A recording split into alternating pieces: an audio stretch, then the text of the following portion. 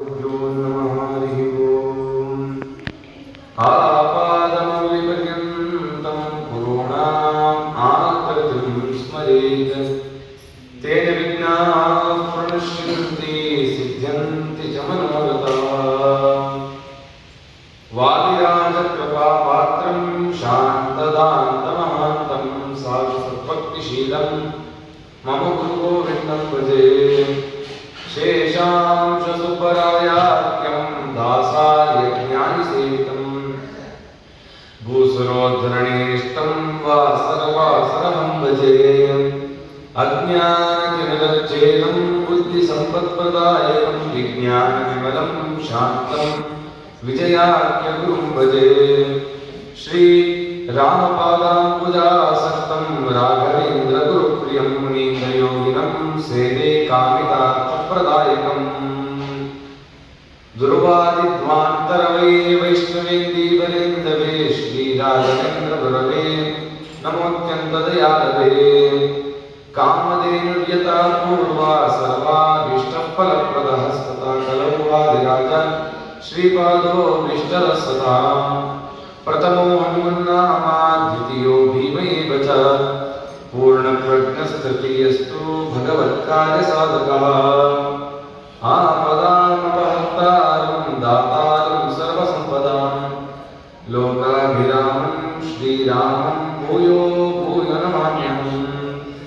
समचरणसरोजं सान्द्रनीलाम्बुदाभं जगन्निहितपाणिं मण्डलं मण्डलानां तरुणतुलसीमालाकन्दरं कञ्जनेत्रं सदयदवलहासं विठ्ठलं चिन्तयामि। श्रीगुरुभ्यो नमः हरिः ओम्। ನಿನ್ನೆ ದಿನ ಚಿಂತನೆ ಮಾಡ್ತಿದ್ವಿ, ಯಾರು ವಿಜಯರಾಯರು, ವಿಜಯರಾಯರ ಸ್ವರೂಪ ಎಂದಿದ್ದು, ಅವರ ಮೂಲ ರೂಪ ಯಾರು ಅಂತ, ಅವರು ಭೃಗುಋಷಿಗಳು ಅಂತ ಚಿಂತನೆ ಮಾಡಿ ನಿನ್ನೆ ದಿನ ಚಿಂತನೆ ಮಾಡಿದ್ರು. ಆ ಭೃಗುಋಷಿಗಳು ಪರಮಾತ್ಮನಿಗೆ ಪಾದತಾಡನ ಮಾಡಬೇಕು ಅನ್ನೋದಕ್ಕೆ ಏನೇನು ಹಿನ್ನೆಲೆ ಇದೆ, ಯಾಕೆ ಮಾಡೋದು ಅಂತೆಲ್ಲ ವಿಚಾರ ಮಾಡಿದ್ವಿ. ಸರಿ, ಪಾದತಾಡನ ಆಯಿತು, ವಕ್ಷಸ್ಥಳಕ್ಕೆ ತಾಡನ ಮಾಡಿದ ಮೇಲೆ ಏನಾಯಿತು, ಭೃಗುಋಷಿಗಳು ಎಲ್ಲೋದ್ರು, ಅಷ್ಟು ಪೂರ್ವದಾಕತೆ. ನಾವೇನ್ ಮಾಡ್ತೀವಿ ಅಂದ್ರೆ ಶ್ರೀನಿವಾಸ ಕಲ್ಯಾಣಕ್ಕೆ ಬಂದ್ಬಿಡ್ತೀವಿ. ಆದ್ರೆ ವಿಜಯರಾಯ ಕಥೆ ಅಂದ್ರೆ ಭೃಗುಋಷಿಗಳ ಕಥೆ ಅಲ್ಲಿಗಿಲ್ಲಲ್ಲ, ಅಲ್ಲಿ ಶುರು ಆಯಿತು. ಆ ಭೃಗುಋಷಿಗಳು ಬಹಳ ದುಃಖದಿಂದ ಅಳ್ತಾ ಹೋದ್ರು. ಹೋಗಿ ಕೂತಿದ ತಕ್ಷಣ ಮಾಡಿದ ಕೆಲಸನೇ ತಪಸ್ಸು. ಜ್ಞಾನಿಗಳು ತಪ್ಪು ಮಾಡಲ್ಲ ಅಂತ, ಅಕಸ್ಮಾತ್ ತಪ್ಪಾಯ್ತು ಅವ್ರ ಕಡೆಯಿಂದ ಅಂದ್ರೂ ಪರಮಾತ್ಮ ಕ್ಷಮ ಮಾಡ್ತಾನೆ. ಆ ತಪ್ಪಗೂ ಏನೋ ಒಂದು ಹಿನ್ನೆಲೆ ಕಾರಣ ಇಟ್ಟಿರ್ತಾನೆ. ಅಲ್ಲ, ಲಕ್ಷ್ಮೀದೇವಿ ಭೂಲೋಕಕ್ಕೆ ಬರಬೇಕು, ತಾನು ವಿವಾಹ ಮಾಡ್ಕೊಳಕ್ಕೆ ಭೃಗುಋಷಿಗಳನ್ನ ನೆಪ ಮಾಡಿಕೊಂಡೆ, ಆ ಭೃಗುಋಷಿಗಳಿಗೆ ತೊಂದರೆ ಕೊಟ್ಟೆ ಅಂದ್ರೆ ಇಲ್ಲ. ಆ ಭೃಗುಋಷಿಗಳಿಂದ ಈ ಕೆಲಸ ಮಾಡದೇ ಇದ್ದಿದ್ರೆ ಇವತ್ತು ನಮ್ಗೆ ವಿಜಯರಾಯರೇ ಸಿಗ್ತಿರ್ಲಿಲ್ಲ. ಏನಾಯ್ತು, ಭೃಗುಋಷಿಗಳು ದೊಡ್ಡವರು ಏನಾದ್ರು ತಪ್ಪು ಮಾಡಿದ್ರೆ ಮೊದಲು ಹೋಗಿ ಮಾಡೋದೇ ತಪಸ್ಸು, ಪರಮಾತ್ಮನ ಸ್ಮರಣೆ. ನಾವು ಸಂಧ್ಯಾವಂದನೆ ಮಾಡ್ತೀವಿ, ದೇವರ ಪೂಜೆ ಮಾಡ್ತೀವಿ, ಎಲ್ಲ ಮಾಡಿದ್ಮೇಲೆ ಕಡೆಯಲ್ಲಿ ನಾಮತ್ರಯ ಜಪಂ ಕರಿಷ್ಯೆ, ಮಧ್ಯೆ ಮಂತ್ರ ತಂತ್ರ ಸ್ವರ ವರ್ಣ ಏನೇನು ಲೋಪದೋಷಗಳಾಗಿದೆ, ಆ ಲೋಪದೋಷಕ್ಕೆಲ್ಲ ಪ್ರಾಯಶ್ಚಿತ್ತ ಏನು, ಪರಮಾತ್ಮ ನಾಮ ಅಚ್ಯುತಾನಂದ ಗೋವಿಂದ ಅಂತ ಹೇಳಿದ್ರೆ ಮಾಡಿದ ಪಾಪ ಎಲ್ಲ ಲೋಪದೋಷ ಎಲ್ಲ ಪರಿಹಾರ ಆಗುತ್ತೆ. ಅಂದ್ರೆ ಪರಮಾತ್ಮನ ನಾಮಾಮೃತಕ್ಕೆ ಎಷ್ಟು ಶಕ್ತಿ ಇದೆ. ಸರಿ, ಅವರು ಕೂತರು ಭೃಗುಋಷಿಗಳು, ಲಕ್ಷ್ಮೀನಾರಾಯಣಾಯ ನಮಃ ಅಂತ ಜಪ ಮಾಡಿ ಶುರು ಮಾಡಿದ್ರು, ತಪಸ್ ಮಾಡೋದು. ಲಕ್ಷ್ಮೀನಾರಾಯಣರು ಇಬ್ರು ಬಂದು ನಾರಾಯಣ ಕೇಳಲ್ಲ, ಅಲ್ಲ ಭೃಗುಋಷಿಗಳೇ, ನನಗೆ ಒದ್ದು ನನ್ನೇ ಕುರಿತು ತಪಸ್ಸು ಮಾಡಿದಿರಲ್ಲ ಸ್ವಾಮಿ. ಲಕ್ಷ್ಮೀದೇವಿ ಹೇಳಿದಾಳೆ, ಇದನ್ನ 8 ರೂಪದಲ್ಲಿ ಪಾಪ ಪರಿಹಾರ ಮಾಡಬಹುದು. ಅದಕ್ಕೆ ಮೊದಲನೇ ಆ ಪಾಪವನ್ನ ಈ ತಪಸ್ಸನ್ನ ಆಚರಣೆ ಮಾಡ್ತಾ ಕಳ್ಕೊತಾ ಇದ್ದೀನಿ. ಆಯ್ತು, ಲಕ್ಷ್ಮೀನಾರಾಯಣ ಅಂತ ನನ್ನ ಜಪ ಮಾಡಿದ್ದಾನೆ, ಒಂದು ರೂಪದ ಪಾಪ ನಿಮಗೆ ಕಳೀತು. ತದನಂತರದಲ್ಲಿ ಇನ್ನೊಂದು ವರ ಕೇಳೋದು ಭೃಗುಋಷಿ, ನೋಡು, ನನ್ನ ಪಾಪ ಕಳ್ಕೊಳ್ಳಿಕ್ಕೆ ಲಕ್ಷ್ಮೀನಾರಾಯಣ ಇಬ್ರು ದೂರ ಆಗಿರೋದಕ್ಕೆ ಕಾರಣ ಯಾರು ಅಂತ ಲೋಕದಲ್ಲಿ ಮಾತಾಡಿದ್ರೆ ಭೃಗುಋಷಿಗಳ ಕಾರಣ ಅಂತ ಮಾತಾಡ್ತಾರೆ. ಆ ಕಳಂಕ ನಾನು ಹೊರಲಿಕ್ಕಾಗಲ್ಲ. ಹಾಗಾಗಿ ನಿಮ್ಮಿಬ್ರು ಮದುವೆ ನಾನೇ ಮಾಡಬೇಕು, ಲಕ್ಷ್ಮೀದೇವಿಯನ್ನು ನನ್ನ ಮಗಳನ್ನಾಗಿ ಮಾಡಬಹುದು. ಸರಿ ಆಯ್ತು ಅಂತ ತಥಾಸ್ತುಂದ. ಆ ಭೃಗು ಋಷಿಗಳ ಮಗಳಾಗಿ ಭಾರ್ಗವಿ ಬಂದರು. ಅದಕ್ಕೆ ಶುಕ್ರವಾರಕ್ಕೆ ಭಾರ್ಗವ ವಾಸ ಅಂತ.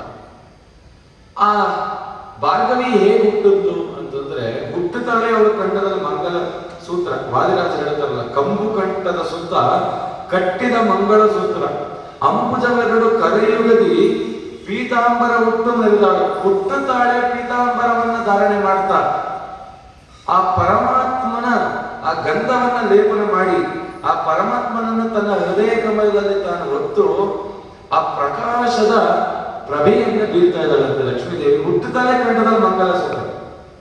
ಆ ಭಾರ್ಗವಿಯನ್ನ ನಾರಾಯಣನಿಗೆ ಮದುವೆ ಮಾಡಿಕೊಟ್ಟಾಗ ಭೃಗು ಋಷಿಗಳು ಅಂದ್ರಂತೆ, ನೋಡಿ ಸ್ವಾಮಿ, ನೀವಿಬ್ಬರನ್ನು ದೂರ ಮಾಡಿದ್ದೆ, ನಿಮ್ಮಿಬ್ಬರನ್ನು ಒಂದು ಮಾಡ್ತಾ ಇದ್ದೀನಿ, ಹಾಗಾಗಿ ಒಂದು ರೂಪದ ಪಾಪ ಹೋಯಿತು, ಎರಡು ರೂಪದ ಪಾಪ ಕಳ್ಕೊಂಡು. ಮೂರನೇದು, ರಾಮಾಯಣ ಕಾಲದಲ್ಲಿ ಸೀತಾನ್ವೇಷಣೆ ಕಾಲದಲ್ಲಿ ರಾಮದೇವರಿದ್ದಾಗ ರಾಮದೇವರು ಮತ್ತೆ ಸೀತಾದೇವಿ ಇಬ್ಬರು ಒಂದಾಗೋ ಕಾಲದಲ್ಲಿ ಸುರಲೀಲ ಅಂತ ಒಬ್ಬ ಕವಿ, ಸುರಲೀಲ ಎಂಬ ಕಪಿಯಾಗಿ ರಾಮದೇವರ ಸೇವೆ ಮಾಡೋದಂತೆ ಭೃಗು ಋಷಿಗಳು. ಸೇವೆ ಮಾಡಿ ರಾಮದೇವರಿಗೆ ಹಣ್ಣು ಹಂಪಲುಗಳನ್ನು ತಂದುಕೊಡೋದು, ಆ ಹನುಮಂತ ದೇವರ ಸುದ್ದಿಯನ್ನು ಮುಟ್ಟಿಸೋದು, ಇದನ್ನೆಲ್ಲ ಮಾಡಿ ರಾಮದೇವರ ಸೇವೆ ಮಾಡಿದಾಗ ಅಂದ್ರೆ, ಸ್ವಾಮಿ ನಿಮ್ಮನ್ನ ಲಕ್ಷ್ಮೀದೇವಿಯಿಂದ ಸೀತಾದೇವಿನ ಒಂದು ಮಾಡ್ಲಿಕ್ಕಿದ್ದೀನಿ, ಮೂರನೇ ಪಾಪ ಕಳೀತು, ಆ ಮೂರನೇ ಭಾಗದ ಪಾಪ ಕಳೀತು ಆಯ್ತು ಅಂತ ರಾಮದೇವರ ತಲೆ ಮೇಲೆ ಕೈತಿ ಆ ಸುರಲೀಲನ್ನ ಬೆನ್ನಿಸೋದಂತ ಅಂಥ ಪುಣ್ಯವಂತ ಕವಿಯಾಗಿ ಅವತಾರ ಮಾಡಿದ್ರು ಸುರಲೀಲ ಕವಿ. ಅದಾದ್ಮೇಲೆ ದ್ವಾಪರಾಯುಗದಲ್ಲಿ ಕೃಷ್ಣ ತಾನು ಬಾಲಲೀಲೆಗಳನ್ನು ಮಾಡುವಾಗ ಗೋಪಾಲಕನಾಗಿರುವಾಗ ಆ ಗೋಪಾಲಕನಿಗೆ ಹಣ್ಣು ತುಪ್ಪ ಬೆಣ್ಣೆಗಳ ಮೊಸರುಗಳನ್ನು ತಂದುಕೊಟ್ಟು ಅವನ ಪ್ರೀತಿಗೆ ಪಾತ್ರರಾಗಿದ್ದಾರೆ. ಅವರು ಗೋಪಾಲಕನಾಗಿ ಬಂದಿದ್ದಾರೆ. ಗೋಪಾಲಕನಾಗಿ ಬಂದು ಆ ಗೋಪಿಕಾ ಸ್ತ್ರೀಯರ ಜೊತೆಯಲ್ಲಿ ಲಲನ ಮಾಡುವಾಗ ಕೃಷ್ಣ ಅವನಿಗೆ ಏನೇನು ಬೇಕೋ ಆ ಪದಾರ್ಥಗಳನ್ನೆಲ್ಲ ತಂದುಕೊಟ್ಟಂತೆ. ಆ ಗೋಪಿಕಾ ಸ್ತ್ರೀಯರಲ್ಲಿ ಲಕ್ಷ್ಮೀ ದೇವಿಯ ಸನ್ನಿಧಾನ. ಹಾಗಾಗಿ ಆ ಲಕ್ಷ್ಮೀ ಕೃಷ್ಣ ಇಬ್ಬರನ್ನು ಇವನು ಒಟ್ಟೆ ಮಾಡಿದ್ನಲ್ಲ, 4ನೇ ಭಾಗದ ಪಾಪ ಕಳೀತು. ಸರಿ, ಮುಂದೆ 5ನೇ ಭಾಗದ ಪಾಪ ಎಲ್ಲಿ ಬಂತು ಅಂದ್ರೆ ಆ ಕಂಸನ ಶರೀರದಲ್ಲಿ ಬಂತು. ಕಂಸನ ಶರೀರದಲ್ಲಿ ಇಬ್ಬರಿದ್ದಾರೆ. ಒಬ್ಬ ಕಾಲನೇಮಿ ಇದ್ದ, ಇನ್ನೊಬ್ರು ಭೃಗು ಋಷಿಗಳಿದ್ರು. ಒಂದೇ ಶರೀರದಲ್ಲಿ ಇಬ್ಬರು, ಅದಕ್ಕೆ ಜೀವದ್ವಯಾವೇಶ ಅಂತ ಹೇಳ್ತಾರೆ. ಒಂದೇ ಶರೀರದಲ್ಲಿ ಇಬ್ಬರಿರೋದು. ಏನದು ಇಬ್ಬರಿರೋದು ಸಾಧ್ಯನಾ? ಅದೇ ಸಾಧ್ಯ, ಅವರಲ್ಲಿ ಸಾಧ್ಯ. ದೇವ್ರ ಪೂಜೆ ಮಾಡೋಣ ಅಂತ ಎಲ್ಲ ರೆಡಿ ಮಾಡ್ಕೊಂಡಿರ್ತೀವಿ. ರಾತ್ರಿ ಬೆಳಗಾಗಿ ಯಾಕೋ ಬೇಡ ಪೂಜೆ, ನಿನ್ನೆ ರಾತ್ರಿ ಸಿದ್ಧ ಮಾಡಿದ್ದು ನಿನ್ನೆ ತಾನೆ, ಮತ್ತೆ ಅದೇ ಬದಲಾಯ್ತು ಮನಸ್ಸು, ಬೆಳಗ್ಗೆ ಆಗಲೇ ಕಾಲ ಕೂತ್ಕೊಂಡಿದ್ದಾರೆ. ಹಾಗೆ ಜೀವದ್ವಯಾವೇಶ 2 ರೂಪಗಳು ನಮ್ಮ ಒಳಗಡೆ ಇರುತ್ತೆ. ಅಸುರಾಭಾವನೂ ಇದೆ, ಸುರಾಭಾವನೂ ಇದೆ. ಪೂತನಿ ಒಳಗಡೆ ಇಬ್ಬರಿದ್ರು, ತಾಟಕೆ ಇದ್ರು. ರಾಮದೇವರು ಮೊದಲು ಸಂಹಾರ ಮಾಡಿದ ತಾಟಕೆನ, ಕೃಷ್ಣ ಮೊದಲು ಸಂಹಾರ ಮಾಡಿದ್ದು ಪೂತನಿನ. ಆ ತಾಟಕೆ ಅಂದ್ರಂತೆ. ತಾಟಕೆ ಏನ್ ಮಾಡ್ತಿದ್ರು, ಎಲ್ಲಿ ಯಾರು ಆ ಮಾರ್ಗದಲ್ಲಿ ಬರ್ತಾರೋ ಆ ಮಾರ್ಗದಲ್ಲಿ ಬರ್ತಕ್ಕಂಥವ್ರನ್ನ ಈ ಚೀಪಿಟ್ಟೆ ಆ ಮೂಳೆಯನ್ನ ಇಟ್ಟಿದ್ದಂತೆ. ಅದು ಪರ್ವತಗಳಾಗಿ ಅಸ್ಥಿ ಪರ್ವತಗಳಾಗೋಗುತ್ತಂತೆ. ರಾಮದೇವ್ ಕೇಳಿದ್ರೆ ಇಷ್ಟು ಪರ್ವತ ಇಲ್ಲ, ಆ ತಾಟಕೆ ಇದ್ದಾಳೆ, ಅವಳ ಸಂಹಾರ ಇಲ್ಲ, ನಾನು ಸ್ತ್ರೀ ವಧೆ ಮಾಡಲ್ಲ ಅಂತ ರಾಮದೇವ್. ನೀ ಸ್ತ್ರೀ ವಧೆ ಮಾಡದೇ ಇದ್ರೆ ಎಷ್ಟೋ ಜನ ಸಜ್ಜನ ಸಾಯ್ತಾರೆ, ನೀನು ವಧೆ ಮಾಡಲೇಬೇಕು, ಸಂಹಾರ ಮಾಡಲ್ಲ. ಹಾಗಾಗಿ ನನ್ನ ಸಂಹಾರ ಮಾಡಿದಾಳಲ್ವಾ, ನನ್ನ ಸಂಹಾರ ಮಾಡಿದಾನಲ್ವಾ ರಾಮ, ಮುಂದೆ ಇವನು ಬಂದು ವಿಷ ಹಾಕ್ತೀನಿ ಅಂತ ಹೇಳಿದ್ದಾರೆ. ಅದಕ್ಕೆ ಪೂತನಿಯಾಗಿ ಬಂದು ವಿಷವನ್ನು ಉಳಿಸ್ತಿದ್ದು. ಆದರೆ ಆ ಪೂತನಿ ಶರೀರದಲ್ಲಿ ಪೂತನಿ ತಾಟಿಗೆ ಒಪ್ಪಲೇ ಇರಲಿಲ್ಲ. ಊರ್ವಶಿನೂ ಇದ್ದು, ಅವಳು ಗಂಧರ್ವೆ. ಆ ಗಂಧರ್ವೇನು ಬಂದಿದ್ಲು. ಆ ಪೂತನಿ ಮರಣ ಹೊಂದಿದಾಗ ಅವಳ ದೇಹ ಸಂಸ್ಕಾರ ಮಾಡಿದಾಗ ಪರಿಮಳ ಗಂಧ ಬಂತಂತೆ. ಎಲ್ಲಿಂದ ಬಂತು ಅಂತಂದ್ರೆ ಆ ಊರ್ವಶಿ ಇದ್ದು ಅಂತ ವಿಚಾರ ಹೇಳ್ತಾರೆ. ಹಾಗೆ ಜೀವದ್ವಯಾವೇಶ. ಆ ಕಂಸನಲ್ಲಿ ಆ ಕಾಲನೇಮಿನೂ ಇದ್ದ, ಈ ಕಡೆ ಭೃಗು ಋಷಿಗಳು ಇದ್ದು. ಏನಾಯ್ತು ಅಂತಂದ್ರೆ ಆ ದುರ್ಗಾದೇವಿಯಿಂದ ಇಟ್ಕೊಂಡಲ್ಲ, ಅವಳನ್ನ ಹೊಡಿಬೇಕು ಅಂತ ಆ ದುರ್ಗೆ ಕಾಲಗಳನ್ನು ಹಿಡಿದು ಉಲ್ಟ ಮಾಡಿ ಹೀಗೆ ಹೊಡಿಬೇಕು, ಬಟ್ಟೆ ಒಗಿತೀವಲ್ಲ ಆ ರೀತಿ ಒಗಿಬೇಕು ಅಂತ ಅನ್ಕೊಂಡು. ಕಂಸನಿಗೆ ದುರ್ಗೆಯನ್ನ ಮುಟ್ಟುವಂತ ಶಕ್ತಿ ಇದೆಯಾ? ಯಾಕೆ? ದುರ್ಗೆ ಹೇಗಿದ್ದಾಳೆ? ಹರಿದಂಕುಶ ಶಕ್ತಿ ಪರಶುನಿಗಿರಿ ಖಡ್ಗ ಸರಸಿ ಜಗದೆ ಮುಗ್ಗರ ಚಾಪ ಮಾರ್ಗಣ ವರ ಅಭಯ ಮುಸಲ ಪರಿಪರಿ ಆಯುಧವ ಧರಿಸಿ ಬಲಕುಮಿ ಸರಸಿಜ ಭವರುದ್ರ ಸರ್ವ ದೇವತೆಗಳ ಕರುಣಪಾಂಗದಲ್ಲಿ ನಿರೀಕ್ಷಿಸಿ ಅವರವರ ಸ್ವರೂಪ ಸುಖ ಕೊಡುವ ಶ್ರೀ ಭೂಮಿ ದುರ್ಗಾ ಸರ್ವೋತ್ತಮ ನಮ್ಮ ವಿಜಯ ವಿಠಲನಲ್ಲಿ ಪರಮ ಭಕುತಿಯಿಂದ ಸ್ಮರಿಸುವ ಜಗಜ್ಜನನಿ, ಪರಮ ಭಕುತಿಯಿಂದ ಸ್ಮರಿಸುವ ಜಗಜ್ಜನನಿ ಅಂತ ಆಯುಧಗಳನ್ನೆಲ್ಲ ಇಟ್ಕೊಂಡಿರ್ತಕ್ಕಂಥ ಲಕ್ಷ್ಮೀ ದೇವಿಯನ್ನ ಕಾಲನೇಮಿಯಾದ ಕಂಸ ಮುಟ್ಲಿಕ್ಕೆ ಸಾಧ್ಯನಾ? ಮುಟ್ಲಿಕ್ಕೆ ಸಾಧ್ಯ ಇಲ್ಲ, ಸುಟ್ಟೆ ಹೋಗ್ಬಿಡೋಣ. ಮತ್ತೆ ಹೇಗೆ ಮುಟ್ಟಿದ್ರು ಅಂದ್ರೆ ಆ ಕಂಸದ ಶರೀರದೊಳಗಡೆ ಭೃಗುಋಷಿಗಳಿದ್ರಲ್ಲ, ಆ ಭೃಗುಋಷಿಗಳು ಲಕ್ಷ್ಮೀ ಕಾಲಿಡಿದ್ರಂತ, ಅಮ್ಮ ನಿನಗೆ ನಾನು ಒದ್ದೆ, ನಿನ್ನ ಮೇಲೆತ್ತಿ ನನ್ನ ಒದಗಳು. ಆ ದುರ್ಗಾದೇವಿ ಮೇಲಕ್ಕೆ ಹೋದ್ರು, ಜಾಡ್ಸ್ಕೊಂಡು ಕಂಸಗೆ. ಕಂಸನೊಳಗಿದ್ದ ಭೃಗುಋಷಿಗಳಂತ, ನಾನು ನಿನಗೆ ಒದ್ದೆ, ನೀ ನನಗೆ ಒದ್ದೆ, ಸರಿ ಹೋಯ್ತು. ಎಷ್ಟು ಪಾಪಗಳಿತ್ತು? ಮೊದಲು ತಪಸ್ ಮಾಡಿ ಕಳೆಯಿತು, ಎರಡನೇದು ಆ ಭಾರ್ಗವಿಯನ್ನು ಮದುವೆ ಮಾಡಿಕೊಂಡು ಕಳೆಯಿತು, ಮೂರನೇದು ರಾಮದೇವನಿಗೆ ಸೇವೆ ಮಾಡಿ ಸುಂದರಿಯ ಕಪಿ ಸೇವೆ ಮಾಡಿ, ನಾಲ್ಕನೇದು ಗೋಪಾಲಕನಿಗೆ, ಐದನೇದು ಈ ಕಂಸನೊಳಗಿತ್ತು, ಆರನೇದು ಜರಾವ್ಯಾದ ಕೃಷ್ಣ ಪರಂಧಾಮಕ್ಕೆ ಹೋಗಬೇಕು ಅಂತ ಸಿದ್ಧ ಆದ. ಓ ಬೇಟೆಗಾರ ಬಂದ, ಏನೋ ಪಕ್ಷಿ ಅಂತ ಹೊಡೆದುಬಿಟ್ಟಂತೆ. ಅಲ್ಲ, ಆ ಯುದ್ಧ ಭೂಮಿಯಲ್ಲಿ ಲಕ್ಷಾಂತರ ಬಾಣಗಳು ಕೃಷ್ಣನ ಮುಂದೆ ಆಗೋಗಿದ್ರು ಅವನಿಗೊಂದು ರೋಮ ಅಲ್ಲಾಡ್ಲಿಲ್ಲ. ಇವನು ಯಾರೋ ಬೇಟೆಗಾರ ಹೊಡೆದ ತಕ್ಷಣ ಕೃಷ್ಣ ಪರಂಧಾಮಕ್ಕೆ ಹೋಗ್ಬೇಕಂದ್ರೆ ಅದೊಂದು ನೆಪ. ಪರಂಧಾಮ ಅಂದ್ರೆ ಏನು? ವೈಕುಂಠ ಅಂತಂದ್ರೆ ಏನು? ವೈಕುಂಠ ಅಂದ್ರೆ ಲಕ್ಷ್ಮೀ ದೇವಿ ಅಂತೆ. ಲಕ್ಷ್ಮೀ ದೇವಿಯ ಹೃದಯ ಕಮಲವೇ ವೈಕುಂಠ ಪರಮಾತ್ಮನಿಗೆ. ಆ ಲಕ್ಷ್ಮೀ ದೇವಿಯ ಹೃದಯ ಕಮಲಕ್ಕೆ ನಾರಾಯಣ ಬಿಟ್ಟರೆ ಯಾರು ಹೋಗಕ್ಕಾಗಲ್ಲ, ನಾವ್ ಯಾರು ಹೋಗಕ್ಕಾಗಲ್ಲ. ಆ ಮುಕ್ತ ವೈಕುಂಠಕ್ಕೆ ಲಕ್ಷ್ಮೀ ದೇವಿಯ ಹೃದಯದೊಳಗೆ ನಾರಾಯಣ ಮಾತ್ರ ಹೋಗ್ಲಿಕ್ಕಾಗಲ್ಲ. ಅದಕ್ಕೆ ನಾವು ಲಕ್ಷ್ಮೀ ದೇವಿಯ ಹೃದಯಕ್ಕೆ ಹೋಗ್ಬೇಕು. ಅಂದ್ರೆ ಲಕ್ಷ್ಮೀ ನಾರಾಯಣ ಇಬ್ಬರನ್ನು ಒಂದು ಮಾಡಲಿಕ್ಕೆ ಸುರಲೀಲ ಅಂತ ಕಪಿಯಾಗಿ ಭೃಗುಋಷಿಗಳೇ ಬಂದ್ರು. ಕೃಷ್ಣ ಹೇಳ್ದ, ನನ್ನ ಲಕ್ಷ್ಮೀ ದೇವಿಯನ್ನು ಮತ್ತೆ ಒಂದು ಮಾಡ್ತಾ ಇದೆಯಾ, ಹಾಗಾಗಿ ನಿನ್ನ 6ನೇ ಭಾಗದ ಪಾಪ ಕಳೀತು, ನಿನಗೊಬ್ಬ ಸ್ವರ್ಗಲೋಕ ಕೊಡ್ತೀನಿ ಅಂತ ಕರ್ಕೊಂಡು. ಇದೆಲ್ಲ ಹಿಂದಿನ ಯುಗಗಳು ಆಗೋಯ್ತು. ಇಲ್ಲಿ ಮಿಕ್ತು 6ನೇದು 7ನೇದು. 6ನೇದು ಎಲ್ಲಿ ಬಂದ್ರು? ಪುರಂದರದಾಸರ ಮನೆಯಲ್ಲಿ ಪಶುವಾಗಿ ಬಂದರು, ಆಕಳಾಗಿ ಬಂದರಂತೆ. ಆಕಳಾಗಿ ಬಂದು ಆ ಪುರಂದರದಾಸರು ಆಕಳನ್ನು ನೋಡಿದ್ರಂತೆ, ಬ್ರಹ್ಮ ತೇಜಸ್ ಅಂತ ಆಕಳ, ಬಂಗಾರ ವರ್ಣನಂತೆ. ಆ ಪುರಂದರದಾಸರು ಏನ್ ಮಾಡೋದು, ಆ ಕರುವನ್ನ ಎತ್ಕೊಂಡು ತನ್ನ ತೊಡೆ ಮೇಲೆ ಎತ್ಕೊಂಡು ಸೌರವರಂತೆ ಆರಾಮಾಗಿ ಮಲ್ಕೊಂಡ್ಬಿಡೋದು. ಆ ಕರುವಿಗೆ ಪುರಂದರದಾಸರು ಉಣಿಸ್ತಿದ್ದೇನು? ಅವರ ಜ್ಞಾನಾಮೃತ ಪುರಂದರೋಪನಿಷತ್ತನ್ನು ಉಣಿಸ್ತಿದ್ರು. ಅದಕ್ಕೆ ನಾನು ಪುರಂದರದಾಸರು ಪಶುವಾಗಿ ಬಂದೆ, ಪಶುವಾಗಿ ಒಂದು ಜನ್ಮವನ್ನು ಕಳ್ಕೊಂಡೆ, ಆದ್ರೆ ಇಲ್ಲಿ ಪಾಪ ಕಳೆಯಲಿಲ್ಲ.